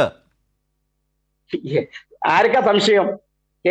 തിരുവനന്തപുരത്തെ റെപ്യൂട്ടഡ് ആയിട്ടുള്ള ഒരു ഹോസ്പിറ്റൽ കൊടുത്തിരിക്കുന്നത് വ്യാജരേഖ മെഡിക്കൽ സർട്ടിഫിക്കറ്റ് ആണെങ്കിൽ നിങ്ങൾ അന്വേഷിക്കുന്നത് നിങ്ങളുടെ ഗോവിന്ദ മാഷൽ എന്ന് പറഞ്ഞത്. നിങ്ങളുടെ ആരോഗ്യ വകുപ്പ് നിങ്ങളുടെ കയ്യിലുണ്ട്, ആഭ്യന്തര വകുപ്പ് നിങ്ങളുടെ കയ്യിലുണ്ട്. നിങ്ങൾ അത് വ്യാജ സർട്ടിഫിക്കറ്റ് ആണ്, കോടതിയെ കബളിപ്പിക്കാനാണ് ശ്രമിച്ചെങ്കിൽ നിങ്ങൾ കേസ് എടുക്കുക, വേറെ കേസ് കൂടി എടുക്കുക. നിങ്ങളുടെ മറ്റൊരു വിരോധാഭാസം ഞാൻ പറയട്ടെ. ഈ രാഹുൽ മാക്കൂട്ടത്തിനെ നിങ്ങൾ കസ്റ്റഡിയിൽ എടുക്കുമ്പോ പോലീസ് പറഞ്ഞ എന്താ അറിയോ? 41A നോട്ടീസ് കൊടുത്തിരുന്നു എന്ന്. ഈ സർക്കാർ അഭിഭാഷകൻ പറയുകയാണ് ഈ പറഞ്ഞ 10 വർഷത്തിന്റെ മുകളിൽ ശിക്ഷ ലഭിക്കേണ്ട കേസുകളിൽ 41 നോട്ടീസ് കൊടുക്കേണ്ട കാര്യമില്ല എന്ന്. പക്ഷെ റിമാൻഡ് റിപ്പോർട്ടിൽ പോലീസ് പറയുകയാണ് കോടതിയിൽ വാദം പറയാതെ നമ്മളിവിടെ വാദം പറഞ്ഞാൽ എനിക്ക് വിധി എഴുതാൻ പറ്റും. ഞാൻ ജഡ്ജി അല്ലല്ലോ രോഹിത്തെ, അതിൽ എനിക്ക് എഴുതാൻ പറ്റില്ല. ഞാൻ ജഡ്ജി അല്ല. നിയമവാദമാണ്, അത് അവിടെ നടക്കട്ടെ. ശരി, ജയിക്കിന്റെ മറുപടി വരാം, രോഹിത്തിലേക്ക് വരാം. 8:40 10 മിനിറ്റിനടുത്ത് താങ്കൾ തന്നെയാണ് വിശദീകരിച്ചത്, കേട്ടിരുന്നതല്ലേ നമ്മളെല്ലാവരും. ജയിക്കിന്റെ മറുപടി, ഞാൻ ചോദ്യങ്ങളൊന്നും ചേർക്കുന്നില്ല, പറഞ്ഞതിന് മറുപടി താങ്കളുടെ ഭാഗം. അതായത് നമ്മളുടെ കോൺഗ്രസിന്റെ പ്രതിനിധിയായി നമ്മുടെ ചർച്ചയിൽ പങ്കെടുക്കുന്ന സഹപാനലിസ്റ്റ് അദ്ദേഹം മറ്റു പല കാര്യങ്ങളും പുതിയ ആരോപണങ്ങൾ ഉന്നയിക്കുകയാണ്. SFIയുടെ സംസ്ഥാന സെക്രട്ടറി പ്രതിയായിട്ടില്ലേ, അദ്ദേഹം കേസിൽ പ്രതിയായില്ലേ, അപ്പോൾ നിങ്ങൾ ഇങ്ങനെയാണോ സമീപനം സ്വീകരിച്ചത്? ഞാൻ എണ്ണ അക്കമിട്ട് കേരളത്തിലെ ഇടതുപക്ഷ ജനാധിപത്യ മുന്നണിയുടെ നേതൃത്വത്തെ UDF-ന്റെ മന്ത്രിസഭയും പോലീസും വേട്ടയാടുന്നതിനെ സംബന്ധിച്ച് ചോദിച്ചപ്പോൾ ആ വേട്ടയാടലൊന്നും അദ്ദേഹം തള്ളി പറയുന്നില്ല. അപ്പൊ അദ്ദേഹം പറയുന്നു അതൊന്നും സമരത്തിൽ പങ്കെടുത്ത കേസല്ലല്ലോ. ശരി, ഇനി സമരത്തിൽ പങ്കെടുത്ത ഒരു ഡസൻ ഉദാഹരണം ഞാൻ അങ്ങോട്ട് പറഞ്ഞാലോ? സമരത്തിൽ പങ്കെടുത്തതിനല്ലേ ആങ്കർ തന്നെ തൊട്ടു മുമ്പ് കാണിച്ച ആദരണീയനായ ഇപ്പോഴത്തെ കേരളത്തിന്റെ വ്യവസായ മന്ത്രി സഖാവ് പി രാജീവനെ അദ്ദേഹത്തിന്റെ ശരീരത്തിൽ അടിയേൽക്കാത്ത ഏതെങ്കിലും ഒരു ഭാഗമുണ്ടായിരുന്നോ? അദ്ദേഹത്തിന്റെ ശരീരത്തിൽ പിഞ്ചിപ്പോകാത്ത വസ്ത്രത്തിന്റെ ഒരു അംശം കാണിക്കാൻ കഴിയുമായിരുന്നോ? ആ സമീപനം നിങ്ങളുടെ നേതാവിനോട് സ്വീകരിച്ചോ? ശരീരത്തിന്റെ രോമത്തിൽ പരിക്കേറ്റോ? കോൺഗ്രസ് നേതാവേ, രോമത്തില് ഒരു ഗ്രനേഡ് പൊട്ടിയില്ലല്ലോ, ഒരു ഷെല്ല് വീണില്ലല്ലോ, ഒരു കണ്ണീർ വാതകം, ഒരു റബ്ബർ ബുള്ളറ്റ്, ഒരു എയർ ബുള്ളറ്റ്, നിങ്ങളുടെ കാര്യങ്ങളിൽ ഇലക്ട്രിക് ലാത്തി. SFIയുടെ സംസ്ഥാന സെക്രട്ടറിയെ 2016 പുറകിലുണ്ടായിരുന്ന പാവനാത്മാക്കളുടെ ഒരു മന്ത്രിസഭ ഉണ്ടായിരുന്നല്ലോ, നിങ്ങളുടെ പരിശുദ്ധന്മാരുടെ. എങ്ങനെയാ നേരിട്ടത്? DYSP Radhakrishna Pillai Kozhikode west hill engineering കോളേജിന്റെ മുമ്പിൽ നിന്ന് നേർക്കുനേരെ വെടിവെച്ചു. വെടിയുടെ പുക പോലും ഇപ്പൊ കോൺഗ്രസുകാർക്ക് കാണേണ്ട വരുന്നില്ല. എന്തുകൊണ്ടാ? അതാണോ പോലീസ് ഭീകരത? ഇതാണോ പോലീസ് ഭീകരത? എന്നിട്ട് DYSP രാധാകൃഷ്ണപിള്ള പറഞ്ഞത് എന്താണ്? SFIയുടെ സംസ്ഥാന സെക്രട്ടറി സഖാവ് പി ബിജുവിനെ വെടിവെച്ച് കൊല്ലാൻ ഉദ്ദേശത്തോടു കൂടെ നേർക്ക് നേരെ ഞാൻ ബോധപൂർവ്വം വെടിവെച്ചു. വെടിവെക്കാൻ തോക്ക് കൊടുത്തയച്ചത് ആരാ? ഏതു ഭീകരന്റെ കാലയളവിലാണ്? ആരായിരുന്നു അന്നത്തെ ചങ്ങലയ്ക്ക് ഭ്രാന്ത് പിടിച്ച ആഭ്യന്തരമന്ത്രിയും മുഖ്യമന്ത്രിയും മന്ത്രിമാരുടെ സംഘവും? അതൊക്കെയാണ് ഭീകരത. കഴിഞ്ഞ ദിവസം ഈ സമയങ്ങളിലൊക്കെ നിങ്ങൾ കാണ്, പി രാജീവനെ അടിച്ച പോലീസ് ഉദ്യോഗസ്ഥൻ ഇപ്പൊ വന്ന് മാപ്പി ചോദിക്കുന്നുണ്ട്. സഖാവ് ഗീനാകുമാരി ഇപ്പോഴുമുണ്ട് തിരുവനന്തപുരത്ത്, കേരളത്തിലെ ഉന്നതമായ അഭിഭാഷക വൃത്തിയുടെ പ്രതീകമായി. എങ്ങനെയായിരുന്നു? അടിച്ച് തല തകർത്തില്ലേ സെക്രട്ടേറിയറ്റിന് മുമ്പിൽ വെച്ചിട്ട്? തലയിൽ നിന്ന് ചോര തെറിച്ച് പുറത്തേക്ക് ഒഴുകുന്ന ചിത്രം കേരളത്തിലെ മാധ്യമങ്ങളിൽ നിന്ന് പ്രസിദ്ധീകരിക്കപ്പെട്ടില്ലേ? ആ പോലീസ് ഉദ്യോഗസ്ഥൻ ഇപ്പൊ വന്ന് അദ്ദേഹവുമായി ചേർന്ന് നിൽക്കുന്ന സമീപത്തെ മാധ്യമങ്ങൾ നമ്മൾ വാർത്ത വായിച്ചതല്ലേ? എന്താ പ്രത്യേകത? അതൊക്കെയാണ് പോലീസ് ഭീകരത. സഖാവ് PK ബിജു SFIയുടെ സംസ്ഥാന ഭാരവാഹിയായിരിക്കെ വിലങ്ങ് വെച്ചാണ് കേരളത്തിന്റെ പൊതുസമൂഹത്തിന് മുമ്പിൽ കൂടെ നടത്തിക്കൊണ്ടുപോയത്. എത്ര പെൺകുട്ടികളെ രാത്രിയുടെ മറവിൽ നിങ്ങൾ വീടുകളിൽ നിന്ന് പിടിച്ചിറക്കി കൊണ്ടുപോയി ജയിലിനുള്ളിലാക്കി, ലോക്കപ്പിനുള്ളിലാക്കി മർദ്ദനം ഏറ്റുവാങ്ങേണ്ട വന്നില്ലേ? SFIയുടെ സംസ്ഥാന പ്രസിഡന്റായിരുന്ന ആളുടെ ഗ്രനേഡറിന് കാല് തകർത്ത് കളഞ്ഞില്ലേ? സ്ട്രെച്ചറുമായി അവർ കേരളത്തിലെ കലാലയങ്ങളിലൂടെ നടന്നു നീങ്ങിയില്ലേ? എത്രയെത്ര പെൺകുട്ടികളെ ഇങ്ങനെ ക്രൂരമായി വേട്ടയാടി. ഇപ്പൊ നമ്മൾ കണ്ടില്ലേ, ചാലക്കുടി കേസിനെ സംബന്ധിച്ച് പരാമർശിച്ചല്ലോ. 21 വയസ്സുള്ള പെൺകുട്ടിയാണ് SFIയുടെ ജില്ലാ കമ്മിറ്റി അംഗം പുലർച്ചെ പോലീസ് പിടിച്ചുകൊണ്ടുപോയത്. 10-12 ദിവസം റിമാൻഡിൽ കിടന്ന് ഇറങ്ങി വന്നു. മോങ്ങിയില്ല, കരഞ്ഞില്ല. പോലീസ് ഭീകരത എന്ന് പറഞ്ഞ് ഏങ്ങലടിച്ച് കണ്ണു ചിമ്പാതെ മിണ്ടിയില്ല. കാരണം എന്താ? തിരിച്ചിറങ്ങി വന്നപ്പോൾ ആ പെൺകുട്ടിയുടെ രക്ഷിതാക്കൾ രക്തകാരമണിഞ്ഞ ആ പെൺകുട്ടിയെ കയ്യിൽ കൊടുത്ത് സ്വീകരിച്ചു. കാരണം എന്താണ്? ഞങ്ങൾ പുലർത്തിപ്പോന്ന സമര പാരമ്പര്യം, ഞങ്ങൾക്ക് സമരങ്ങളോടുള്ള രീതി അതാണ്. അല്ലാതെ പോലീസ് വന്ന് കയ്യിൽ പിടിച്ച് ജീപ്പെ കയറ്റുമ്പോൾ ഉടനെ അയ്യോ ഇതൊന്നൊരു ഭീകരത, ഞങ്ങളെ കൊല്ലാൻ കൊണ്ടുപോകുന്നേ, കണ്ണിൽ ഇരുട്ട് വീഴുന്നേ, രക്തം കട്ടയാകുന്നേ, അതിനുവേണ്ടി സ്വകാര്യ ആശുപത്രികളിൽ നിന്നും സർട്ടിഫിക്കറ്റ് കൊണ്ടുവരുന്നു, 2 തവണ മെഡിക്കൽ പരിശോധന വേണമെന്ന് പറയുന്നു. 2 തവണ പരിശോധന നടത്തിയ എന്തിനാ? കോൺഗ്രസ് നേതാവിന് പ്രതികരണം കേട്ടില്ലല്ലോ. ഈ ഞാൻ വായിച്ചത് ഞങ്ങളുടെ പ്രസ് റിലീസ് അല്ല, ഇദ്ദേഹത്തിന്റെ ജാമ്യം തള്ളിക്കൊണ്ട് തിരുവനന്തപുരത്തെ നീതിന്യായ പീഠത്തിൽ ഇരിക്കുന്ന ന്യായാധിപൻ നടത്തിയ വിധി പ്രസ്താവത്തിന്റെ ഭാഗമാണ് ഞാൻ വായിച്ചു കേൾപ്പിച്ചത്. എന്താണ്? The name and seal of the hospital was not discernible from the discharge summary. മനസ്സിലായില്ലേ? ആശുപത്രിയുടെ സീലും ഒപ്പും ഒന്നും ഡിസ്ചാർജ് സമ്മറിയിൽ നിന്ന് മനസ്സിലാക്കാനേ കഴിയുന്നില്ല. ആ ഡിസ്ചാർജ് സമ്മറി തന്നെ എന്ത് പറയുന്നു? ഇദ്ദേഹം symptomatically better and his vitals are stable, ഇതാണ് പറയുന്നത്. എന്നിട്ടാണ് ഇരുന്ന് കരയുന്നത്. ഏത്? പോലീസ് വലത് കൈയിൽ പിടിച്ച് ജീപ്പിൽ കയറ്റിയപ്പോൾ ഉടനെ കണ്ണിൽ ഇരുട്ട് പടരുന്നു, എനിക്ക് നേരെ നിൽക്കാൻ കഴിയുന്നില്ല, തലയിൽ രക്തം കട്ടയാകുന്നു, അയ്യോ എന്നെ എന്തെങ്കിലും ചെയ്ത് സഹായിക്കണേ. ഇങ്ങനെ കരയുന്ന ആളുകളോട് ഞങ്ങൾ പറയുന്നു, ആ 21 വയസ്സുള്ള പെൺകുട്ടിയുടെ സമരവീര്യത്തെ നിങ്ങൾ കണ്ടു തൊഴണം. ഇപ്പോ നിങ്ങൾ കണ്ടു തൊഴണം. എന്നിട്ട് വേണം ഭീകരത ഭീകരത എന്ന് അലമുറയിടാൻ. ഭീകരതയൊക്കെ അനുഭവിച്ചിട്ടുണ്ട്. നേർക്ക് നേരെ നിന്നിട്ട് ഒരു ഇലക്ട്രിക് ലാത്തി കൊണ്ട് ആ മർദ്ദനം വെക്കേണ്ട വന്നിട്ടില്ലല്ലോ, ശരീരത്തിൽ നിന്ന് ചോര പൊടിയേണ്ട അവസ്ഥ വന്നിട്ടില്ലല്ലോ. അതൊക്കെ ഒന്ന് അനുഭവിക്കണം. അപ്പൊ മനസ്സിലാകും സമരം എന്താണെന്നും സമരസംഘടനാ പ്രവർത്തനം എന്താണെന്നും. അല്ലാതെ ഇവിടെ വന്നിരുന്നിട്ട് ഏതെങ്കിലും ചില കേന്ദ്രങ്ങളിൽ നിന്ന് കിട്ടുന്ന ഇത്തരം നുണകളെ, പച്ച നുണകളെ എടുത്തു വെച്ച് കേസിന്റെ വകുപ്പ് വായിച്ച് SFIയുടെ സംസ്ഥാന സെക്രട്ടറി ഈ കേസിൽ പ്രതിയല്ലേ, ആ വകുപ്പിന് അദ്ദേഹം പ്രതിയല്ലേ, അദ്ദേഹത്തെ നിങ്ങൾ എങ്ങനെയാണ് സ്വീകരിച്ചത്? നിങ്ങൾ സ്വീകരിച്ച അക്കമിട്ട അനുഭവങ്ങളാണ് ഞാനിപ്പോ അങ്ങോട്ട് വിശദീകരിച്ചത്. അതിലൊന്നും അങ്ങേക്ക് പ്രതികരിക്കാനില്ലല്ലോ. ഞാൻ ആ സമരത്തെ സംബന്ധിച്ച് ചൂണ്ടിക്കാണിച്ചില്ലേ? പിങ്ക് പോലീസിന്റെ വണ്ടി അടിച്ചു തകർത്ത ആളെ പിന്നീട് പരവതാനി വിരിച്ചിട്ട് സപ്രപഞ്ച കട്ടിലിൽ കൊണ്ടുപോയി കിടത്തണമെന്നാണ് നിങ്ങൾ ആഗ്രഹിക്കുന്നത്. നിങ്ങൾ സ്വീകരിച്ച സമീപനം ഇതൊക്കെയായിരുന്നു. അതിൽ നിന്ന് വ്യത്യസ്തമായി ഇപ്പൊ നിങ്ങൾ നോക്ക്, കേരളത്തിലെ ജനകീയ വിഷയമുള്ള ഏതെങ്കിലും ഒന്നുമായി ബന്ധപ്പെട്ട് നിങ്ങൾക്ക് സമരം നടത്തേണ്ട വരുന്നുണ്ടോ? ഞങ്ങൾക്ക് പാഠപുസ്തകത്തിന് വേണ്ടി സമരം നടത്തേണ്ട വന്നവരാണ്. നിങ്ങൾ സ്കൂൾ അടച്ചുപൂട്ടുമ്പോൾ അതിനെതിരെ സമരം നടത്തേണ്ട വന്നവരാണ്. നിങ്ങൾ ഉച്ചക്കഞ്ഞി മുടക്കിയപ്പോൾ അതിനെതിരെ സമരം നടത്തേണ്ട വന്നവരാണ്. നിങ്ങൾ PSCയെ നോക്കുകുത്തിയാക്കിയപ്പോൾ അതിനെതിരെ സമരം നടത്തേണ്ട വന്നവരാണ്. നിങ്ങൾ ഇത്തരത്തിലുള്ള കേരളത്തിന്റെ എല്ലാ ജനകീയ മേഖലകളെയും തകർത്ത് തരിപ്പണമാക്കിയപ്പോൾ സമരമുദ്രാവാക്യത്തോടാണ് ഞങ്ങൾ സമരം ചെയ്തത്. ഇപ്പൊ നിങ്ങളുടെ സമരമുദ്രാവാക്യം എന്താ? എന്തെങ്കിലും സമരത്തിന് ആധാരമായ പ്രസക്തമായ ഒരു ജനകീയ വിഷയമുണ്ടോ? എന്താ നിങ്ങളുടെ സമര ആവശ്യം? ഇന്നും സമരം നടത്താൻ ശ്രമിച്ചില്ലേ? എന്താ സമരത്തിന്റെ മുദ്രാവാക്യം? ഈ അക്രമ സമരം അഴിച്ചുവിട്ടപ്പോൾ എന്തായിരുന്നു സമരത്തിന്റെ മുദ്രാവാക്യം? മുദ്രാവാക്യം പോലും കണ്ടെത്താനാകാത്ത സമരത്തെ ഒരു പേക്കൂത്താക്കി മാറ്റുന്ന വ്യാജന്മാരുടെ ലക്ഷണമൊത്ത സംഘമായി കേരളത്തിലെ യൂത്ത് കോൺഗ്രസ് മാറിയിരിക്കുന്നു. വ്യാജ ഐഡിയെ കുറിച്ച് അദ്ദേഹത്തോട് ചോദിക്കുമ്പോൾ അദ്ദേഹം പറയുന്നത് നിങ്ങൾക്ക് ജയിലിൽ ഇടാൻ കഴിഞ്ഞു എന്നുള്ളതാണ്. എന്നിട്ട് അദ്ദേഹം തന്നെ പറയുന്നു വീട്ടിൽ വന്ന് പോലീസ് അറസ്റ്റ് ചെയ്തുകൊണ്ട് പോയപ്പോൾ അത് മോഡിയെ പോലെയാണ് എന്നുള്ളത്. അപ്പൊ ജയിലിൽ ഇടാൻ കഴിയാതെ പോയത് കഴിവുകേടായിട്ടാണോ അങ്ങ് മനസ്സിലാക്കുന്നത്? വ്യാജ ഐഡിയെ സംബന്ധിച്ച് പരാതി പറഞ്ഞത് ഡിവൈഎഫ്ഐ മാത്രമാണോ? ഇന്ത്യയിലെ തെരഞ്ഞെടുപ്പ് കമ്മീഷനല്ലേ പരാതി പറഞ്ഞത്? ആ പരാതിയിൽ വസ്തുതാപൂർണമായ തെളിവുകൾ ഉണ്ടായില്ലേ? യൂത്ത് കോൺഗ്രസിന്റെ സംസ്ഥാന അധ്യക്ഷൻ ജയിലിലായി എന്നറിഞ്ഞത് തമിഴ്നാട്ടിലെ സിനിമാ നടൻ അജിത്ത് മുതൽ മോഹൻലാൽ വരെയുള്ളവർ ഞെട്ടിയിട്ടുണ്ടെന്നാണ്. കാരണം അവരൊക്കെ വോട്ട് ചെയ്താൽ വന്നവരാണല്ലോ. അങ്ങേക്ക് മനസ്സിലാവില്ലേ? കോട്ടക്കലെ യൂത്ത് കോൺഗ്രസിന്റെ നേതാവിനെ നിങ്ങൾക്ക് കണ്ടെത്താൻ കഴിഞ്ഞോ? നിങ്ങൾ തെരഞ്ഞെടുപ്പിലൂടെ നേതാവാക്കിയാളെ മണ്ഡല സെക്രട്ടറിയെ കണ്ടെത്താൻ കഴിഞ്ഞോ? ഇല്ലല്ലോ. തിരുവനന്തപുരത്തെ യൂത്ത് കോൺഗ്രസിലെ തെരഞ്ഞെടുപ്പിലൂടെ വന്ന മണ്ഡലം പ്രസിഡന്റ് ഇപ്പോൾ ആരാണ്? യുവമോർച്ചയുടെ മണ്ഡലം പ്രസിഡന്റ് അല്ലേ? ഇതാണ് വ്യാജ ഐഡി ഉപയോഗിച്ച് തെരഞ്ഞെടുപ്പ് നടത്തുമ്പോൾ കേരളത്തിൽ യൂത്ത് കോൺഗ്രസ് സൃഷ്ടിച്ച അത്ഭുതം. ഇതാണ് സിനിമാ നടൻ അജിത്ത് മുതൽ ലോകത്ത് കേട്ടുകേഴ്വിയില്ലാത്ത ആളുകൾ യൂത്ത് കോൺഗ്രസിന്റെ തെരഞ്ഞെടുപ്പിൽ പുതിയ പ്രസിഡന്റിനെ ഇപ്പോ കണ്ണിൽ ഇരുട്ട് വീഴുന്ന, പോലീസിനെയും കോടതിയെയും കാണുമ്പോൾ കരച്ചിൽ വരുന്ന, വിറവൽ വരുന്ന, അതോടൊപ്പം തലയിൽ ബ്ലഡ് ഇടക്കിടക്ക് കട്ടയാവുകയും കലോത്സവ വേദിയിൽ പോകുമ്പോൾ അത് ഇല്ലാതാവുകയും ചെയ്യുന്ന പ്രത്യേകതരം അസുഖമുള്ള പ്രസിഡന്റിനെ തെരഞ്ഞെടുത്തത് ഈ വ്യാജ സംഘമാണ്. അതിനെക്കുറിച്ച് ചോദിക്കുമ്പോൾ അദ്ദേഹത്തിന് പൊള്ളുന്നു. നിങ്ങൾക്കും വ്യാജമില്ലേ എന്നൊക്കെയാണ് തിരികെ ചോദിക്കുന്നത്. അല്പം കൂടെ അന്തസ്സാകാം കോൺഗ്രസ് നേതാവേ. നമ്മുടെ നാട്ടിൽ ആളുകൾ ഇത്തരം വിശകലനങ്ങളും നിങ്ങളുടെ ഒക്കെ അഭിപ്രായങ്ങളും ഒക്കെ ആളുകൾ കാണുന്നുണ്ട്. ജനങ്ങൾ നിങ്ങൾക്ക് ഒരു മാർക്ക് ഇടുന്നുണ്ട്. അതുകൂടെ മനസ്സിലാക്കിയിട്ട് വേണം രാഷ്ട്രീയ പ്രവർത്തനം നടത്താനെന്നുള്ളതാണ് എന്റെ അഭിപ്രായം. ശ്രീ എം ജയചന്ദ്രൻ, നേരത്തെ മാധ്യമങ്ങളെ കുറിച്ച് സംസാരിച്ചതിൽ ഇപ്പോൾ ഫീൽഡിലേക്കൊക്കെ പോകുന്നതിൽ പുതിയ ആളുകളൊക്കെ ഉണ്ടാകാം. അവരുടെ മുമ്പിലേക്ക് രാഹുലിൻ്റെ ഒരു അറസ്റ്റൊക്കെ വരുമ്പോൾ ഇത് ആദ്യ സംഭവം പോലെ തോന്നുകയും അതിൻ്റെ ഒരു റണ്ണിങ് കമൻട്രി കൊടുക്കുന്നതും ഒക്കെ മനസ്സിലാക്കാവുന്നുള്ളൂ. പക്ഷേ മാധ്യമങ്ങളിൽ പതിറ്റാണ്ടുകളുടെ പരിചയമുള്ള മനുഷ്യർ കൂടി അടങ്ങുന്നതല്ലേ എന്നൊരു പ്രശ്നമുണ്ട്. ഇപ്പോൾ മുമ്പ് താങ്കൾ പറഞ്ഞ പോലീസ് ഭീകരതയുടെ മുത്തങ്ങ അനുഭവം നമ്മുടെ മുമ്പിലുണ്ട്. രാജൻ കേസ് നമ്മുടെ മുമ്പിലുണ്ട്. ഇപ്പോൾ സെക്രട്ടേറിയറ്റിൻ്റെ മുമ്പിൽ സമരം ചെയ്തിട്ടാണോ എം മണി അറസ്റ്റ് ചെയ്തെന്ന് ചോദിച്ചു. പക്ഷേ തിരുവഞ്ചൂരിൻ്റെ പോലീസ് അക്കാലത്ത് ഇതേപോലെ തന്നെ ഇതിലും കിരാതമായ നിലയിൽ പുലർച്ചെ എം മണിയെ അറസ്റ്റ് ചെയ്ത് ജില്ലയിൽ പോലും കയറാൻ കഴിയാത്ത വിധം ആ കേസിനെ മുന്നോട്ട് കൊണ്ടുപോയി ഒരു സാഹചര്യമുണ്ടായി. പക്ഷേ ഒടുവിൽ ആ കേസ് എന്തായി? അപ്പോൾ ഓരോ കേസിലും ഇപ്പോൾ പി രാജീവിൻ്റെയൊക്കെ ചിത്രം കാട്ടി വിദ്യാർത്ഥി സമരങ്ങളോട് മുൻകാലത്ത് കേരളത്തിൽ എന്തായിരുന്നു UDF ഭരണകാലത്തെ സമീപനം എന്നുള്ളതറിയാം. ഇന്ന് വി കെ സനോജ് പറയുന്നുണ്ടായിരുന്നു SFI കാലത്ത് അദ്ദേഹത്തെ പുലർച്ചെ 4 മണിക്ക് വീട്ടിൽ കയറി അറസ്റ്റ് ചെയ്ത അനുഭവത്തെക്കുറിച്ച് പറയുന്നുണ്ടായിരുന്നു. അപ്പോൾ ഇങ്ങനെ സമരങ്ങളുമായി ബന്ധപ്പെട്ട് ഉണ്ടാകുന്ന കേസുകൾ, അതിലെ അറസ്റ്റുകൾ, അതിനെ പർവ്വതീകരിച്ചുകൊണ്ട് മാത്രം ഒരു സംഘടനയ്ക്ക്, ഒരു സംവിധാനത്തിന് എത്രമാത്രം മുന്നോട്ട് പോകാനാകും? അത് മനസ്സിലാക്കാൻ യഥാർത്ഥത്തിൽ മാധ്യമങ്ങൾക്കും കാര്യമായി കഴിയേണ്ടതല്ലേ എന്നൊരു പ്രശ്നം ഇക്കാര്യത്തിലുണ്ടോ? അല്ല, മാധ്യമങ്ങൾക്ക് ഇത് മനസ്സിലാവാഞ്ഞിട്ടാണെന്ന് ഞാൻ കരുതുന്നില്ല ശരത്തെ.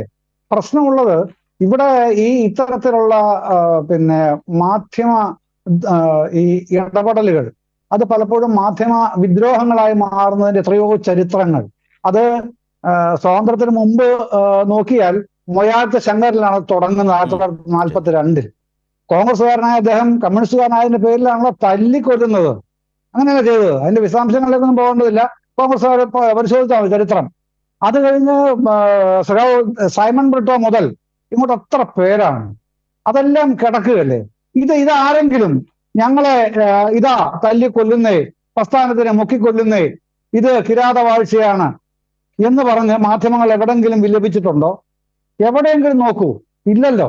അപ്പൊ മാധ്യമങ്ങളുടെ പ്രശ്നം എന്ന് പറഞ്ഞാൽ ഈ ഇപ്പോ ഇലക്ഷൻ വരാൻ പോവുകയല്ലേ, പാർലമെന്റ് ഇലക്ഷൻ വരാൻ പോവുകയാണ്. 2019 UDFന് കോൺഗ്രസിന് കിട്ടിയ സീറ്റിന്റെ പകുതിയെങ്കിലും ഒപ്പിച്ചു കൊടുക്കാനുള്ള ഇത്തരം ശ്രമങ്ങൾ, അത് ജനങ്ങളെ സ്വാധീനിക്കാനായിട്ട് ഒരുപാട് ഈ മേക്ക് ബിലീവ്സ് ഉണ്ടാക്കുകയാണ് മാധ്യമങ്ങൾ ചെയ്യുന്നത്. പക്ഷേ എനിക്ക് ചോദിക്കാനുള്ളത്, ശരതൻ ചോദ്യത്തിലേക്ക് ഞാൻ വരികയാണ്, എനിക്ക് ചോദിക്കാനുള്ളത്, നമ്മളൊക്കെ പ്രവർത്തിക്കുന്നത് കേവലം ശമ്പളം എന്നുള്ള ആ നിലയിൽ മാത്രമല്ലല്ലോ.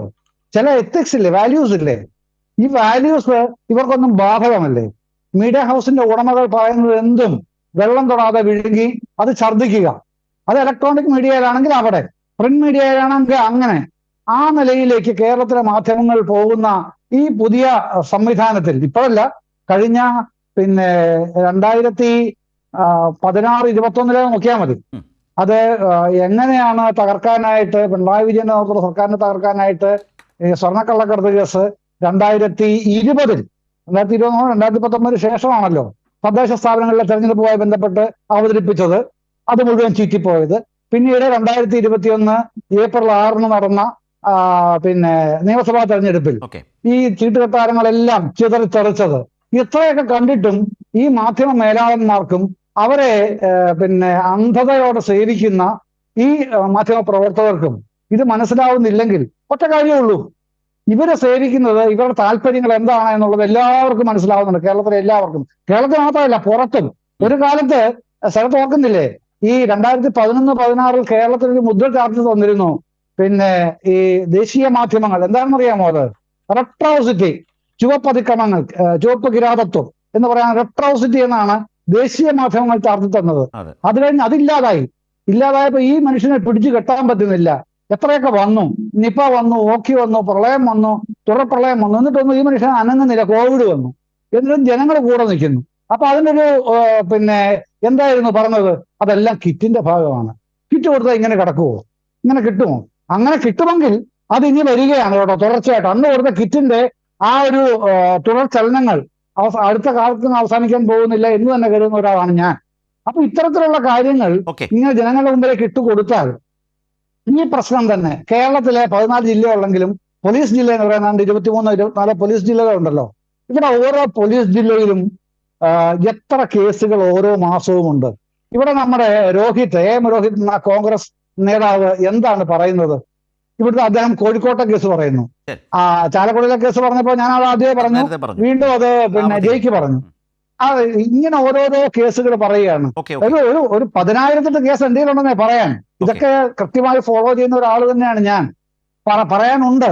പക്ഷെ അത് പറഞ്ഞുകൊണ്ടല്ലല്ലോ ഇവിടെ നമ്മുടെ ചോദ്യം എന്താ, ചർച്ചാ വിഷയം എന്താ? രാഹുൽ മാങ്കൂട്ടത്തിലിനെ അറസ്റ്റ് ചെയ്തതുമായി ബന്ധപ്പെട്ട നടപടിക്രമങ്ങളിൽ ലാപ്സ് ഉണ്ടായിട്ടുണ്ടോ? നടപടിക്രമങ്ങളിൽ ലാപ്സ് ഉണ്ടായിട്ടുണ്ടെന്ന് കോൺഗ്രസിന്റെ യുവ സുഹൃത്തിന് ഇവിടെ ഒന്ന് ഈ ദുർബലമായി പോലും പ്രസ്താവിക്കാൻ കഴിഞ്ഞിട്ടില്ല. നടപടിക്രമങ്ങൾ ഒരു പാളിച്ചയുമില്ല. പിന്നെ കോടതി എന്തൊക്കെയാ പറഞ്ഞത്? JFMC 3 തിരുവനന്തപുരം ആ കോടതിയാണ് ജാമ്യം കൊടുത്തത്.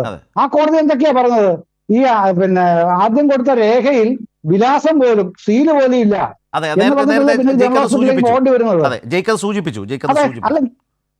സൂചിപ്പിച്ചു. ഞാൻ പറഞ്ഞത് ഇത്തരത്തിൽ ദുർബലമായ വാദങ്ങൾ ഉന്നയിക്കുമ്പോ നമ്മുടെ ഈ ചർച്ചാ വിഷയം, അതിന്റെ ക്രക്സ് എന്താണ്, ഫോക്കസ് എന്താണ് എന്നുള്ളതുകൂടെ ബഹുമാനപ്പെട്ട കോൺഗ്രസ് പ്രതിനിധികൾ മനസ്സിലാക്കി പ്രതികരിക്കുന്നതാണ് ഈ ചർച്ചയുടെ ആവശ്യകത എന്ന് പറയുന്നത്. ശരി, ഓർമ്മപ്പെടുത്തലാണ് ശ്രീ M. ജയചന്ദ്രൻ ഇതുമായി ബന്ധപ്പെട്ട് മുന്നോട്ട് വെച്ചത്. രോഹിത്, ഈ ചർച്ചയിൽ നേരത്തെ ജയ്ക്ക് വളരെ പ്രധാനപ്പെട്ട ഒരു രാഷ്ട്രീയ വിമർശനം നിങ്ങൾക്ക് മേൽ ഉന്നയിച്ചു. അത് ജനകീയ സമരം, ഒരു സർക്കാരിനെതിരെ ജനകീയ സമരങ്ങൾ ഒന്നും നടത്താൻ കഴിയാത്തൊരു പ്രതിപക്ഷമായി മാറുമ്പോൾ നിങ്ങൾക്ക് ഇത്തരം കരച്ചിലുകളിൽ, ഇത്തരം വിലാപങ്ങളിൽ മാത്രമായി ഒതുങ്ങേണ്ടി വരും.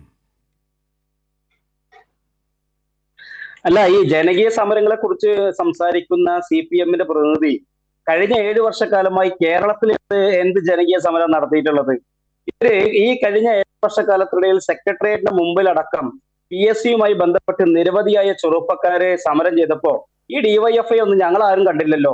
PSC എന്ന് പറയുന്ന ഒരു ഭരണഘടനാ സ്ഥാപനത്തെ അട്ടിമറിച്ചുകൊണ്ട് ശിവരഞ്ജിത്തും നസീമും റാങ്ക് പട്ടികയിൽ, പോലീസിന്റെ റാങ്ക് പട്ടികയിൽ ഇടം പിടിച്ചപ്പോ അത് ശരിയാണെന്നും അവരെ പിടിച്ച് പുറത്താക്കണമെന്ന് പറയാൻ വേണ്ടിയിട്ട് ഒരു DYFI-യുടെ പത്രക്കുറിപ്പ് പോലും ഞങ്ങൾ ആരും കണ്ടിട്ടില്ല. ഇപ്പൊ വണ്ടിപ്പെരിയാറിൽ DYFI-യുടെ നേതാവ് കേസിനകത്ത് പ്രതിയായി. ആ പ്രതിയായ DYFI-കാരന് ഒരു ആ കേസിനകത്ത് കൃത്യമായിട്ട് ശിക്ഷ പോലും മേടിച്ചു കൊടുക്കാൻ പറ്റാത്ത പരാജയപ്പെട്ട പ്രോസിക്യൂഷനെതിരെ ഒരു സമരം പോലും ചെയ്യാൻ പറ്റാതെ നിൽക്കുന്ന ഇവര് ഏത് ജനകീയ സമരം നടത്തിയെന്നാ പറയുന്നത്? വാളയാറിലെ 2 പെൺകുട്ടികൾ തൂങ്ങിയാടി. എന്ത് സമരം അവർക്ക് നടത്താൻ പറ്റിയത്? ഞാൻ പറയുന്നത് ഇവര് നടത്തിയ ഈ പറഞ്ഞ സമരങ്ങൾ, ഈ പറഞ്ഞ വിഷയങ്ങളിലൊക്കെ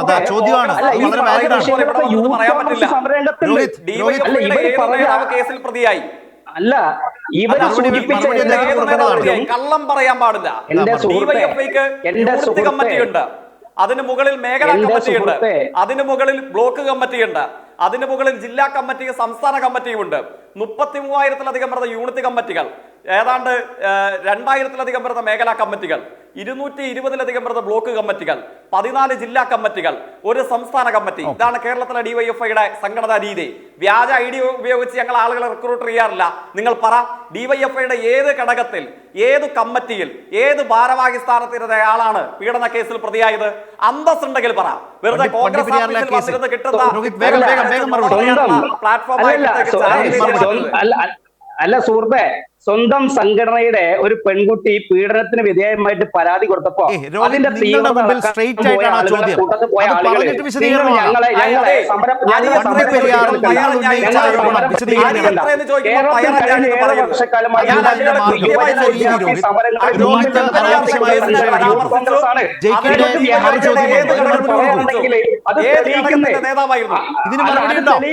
നിങ്ങൾ തെളിയിക്കേ. വണ്ടിപ്പെരിയാറിലെ ഒരു പ്രോസിക്യൂഷൻ പോലും കേസിനകത്ത് കൃത്യമായി ശിക്ഷ മേടിച്ചു കൊടുക്കാൻ പറ്റാത്ത ഒരു ഗവൺമെന്റിന്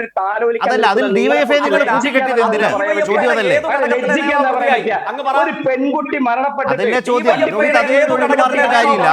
അല്ലെങ്കിൽ രോഹിത്തിന് അബദ്ധം പിണഞ്ഞു എന്ന് വിചാരിക്കേണ്ടി വരും. രോഹിത് ആ പേര് പറയും, അല്ലെങ്കിൽ എന്താണ് ബന്ധം? അല്ലല്ലോ, എന്തിന് ഡിവൈഎഫ് കേരളത്തിന്റെ അദ്ദേഹം കൊടുത്തിരിക്കുന്ന മാധ്യമങ്ങൾക്ക് കൊടുത്തിരിക്കുന്ന എല്ലാ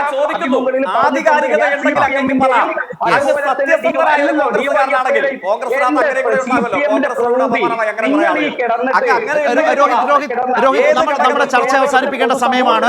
രോഹിത് ആവർത്തിച്ച് പറഞ്ഞുകൊണ്ടിരുന്നിട്ട് കാര്യമില്ല. ജയിക്കിന്റെ സ്ട്രൈറ്റ് ക്വസ്റ്റ്യൻ, നേരിട്ടുള്ള ചോദ്യം. ഈ വിശദീകരണമല്ല രോഹിത്, നിങ്ങളൊരു ആരോപണം ഉന്നയിച്ചു, നിങ്ങൾക്കത് വിശദീകരിക്കേണ്ട ഉത്തരവാദിത്വമുണ്ട്. ആ ചോദ്യത്തിന് മറുപടി ഉണ്ടോ? നിങ്ങളൊരു ആരോപണം ഉന്നയിച്ചു. കേസിൽ ഞാൻ വണ്ടിപ്പെരിയാറിലെ കേസിനകത്ത് പ്രതിയേർക്കപ്പെട്ടിരിക്കുന്ന വ്യക്തി അദ്ദേഹം ഡിവൈഎഫ്ഐയുടെ ഉത്തരവാദിത്തപ്പെട്ട ഭാരവാഹിയാണ് എന്ന് പറഞ്ഞതിൽ ഞാൻ ഉറച്ചു നിൽക്കുന്നു. നിങ്ങൾക്ക് ജയിക്കിന്റെ മറുപടി അതിൽ അവസാനിപ്പിക്കേണ്ടതായി വരും. ജയിക്കിന്റെ മറുപടി അത് രോഹിത് പറഞ്ഞു കഴിഞ്ഞു. അദ്ദേഹം പറയുന്നത് കേൾക്കൂ, രോഹിത് ആവർത്തിച്ച് പറഞ്ഞിട്ട് കാര്യമില്ല, പറഞ്ഞു കഴിഞ്ഞു. ജയിക്കിന്റെ മറുപടി ജയിക്ക് പറയൂ. സംഘടനയ്ക്കുണ്ടെങ്കിൽ നിങ്ങൾ കേസ് കൊടുക്കുന്നേ. ജയിക്കിന്റെ മറുപടി വ്യക്തം. ജയിക്കിന്റെ മറുപടി ഞാൻ പറഞ്ഞു, ഞാനിപ്പോ വ്യാജ സംഘത്തിന്റെ നേതാവെന്ന് നിങ്ങളുടെ സംഘടനയെ ഞങ്ങൾ പേരെടുത്ത് പറയുന്നു. അദ്ദേഹം വ്യാജന്മാരെ സൃഷ്ടിച്ച് വന്നതാണ്. തുറവൂരിൽ യൂത്ത് കോൺഗ്രസിന്റെ മണ്ഡലം സെക്രട്ടറി ഒരു സ്ത്രീയെ വീടിന് മുമ്പിൽ കൊന്നു കുഴിച്ചു മൂടിയിട്ടു. അദ്ദേഹം യൂത്ത് കോൺഗ്രസിന്റെ മണ്ഡലം സെക്രട്ടറിയാണ്. നിലമ്പൂരിന് സമീപമുള്ള തുറവൂരിൽ. അദ്ദേഹത്തെ കുറിച്ചാണ് ഞാൻ പറയുന്നത്. അല്ലാതെ നിങ്ങൾ പറയുന്നത് പോലെ വെറുതെ ഡിവൈഎഫ്ഐ എന്ന് പറയാൻ പാടില്ലല്ലോ. നിങ്ങൾക്ക് സത്യസന്ധമായ ഒരു ആരോപണം നിങ്ങൾക്കുണ്ടെങ്കിൽ നിങ്ങൾ പറയണ്ടേ. ഡിവൈഎഫ്ഐയുടെ 33,000-ലധികം യൂണിറ്റിൽ ഏതെങ്കിലും യൂണിറ്റിന്റെ അംഗമാണോ, അതിന്റെ പ്രസിഡന്റോ സെക്രട്ടറിയോ ആണോ, അതോ 2000-ലധികം വരുന്ന മേഖലാ കമ്മിറ്റിയുടെ ഭാരവാഹിയാണോ, ബ്ലോക്ക് കമ്മിറ്റികളിൽ പെട്ടതാണോ? ഇതൊന്നും അറിയാതെ വെറുതെ ഡിവൈഎഫ്ഐ എന്ന് പറഞ്ഞാൽ അത് കൈവച്ചാൽ മതി എന്ന് ഞങ്ങൾക്ക് പറയേണ്ടതായി വരും. ശരി, നന്ദി ജെക്സി തോമസ്, രോഹിത്, അതുപോലെ തന്നെ ശ്രീ ജയചന്ദ്രൻ ഞങ്ങളുമായി സഹകരിച്ചതിന്.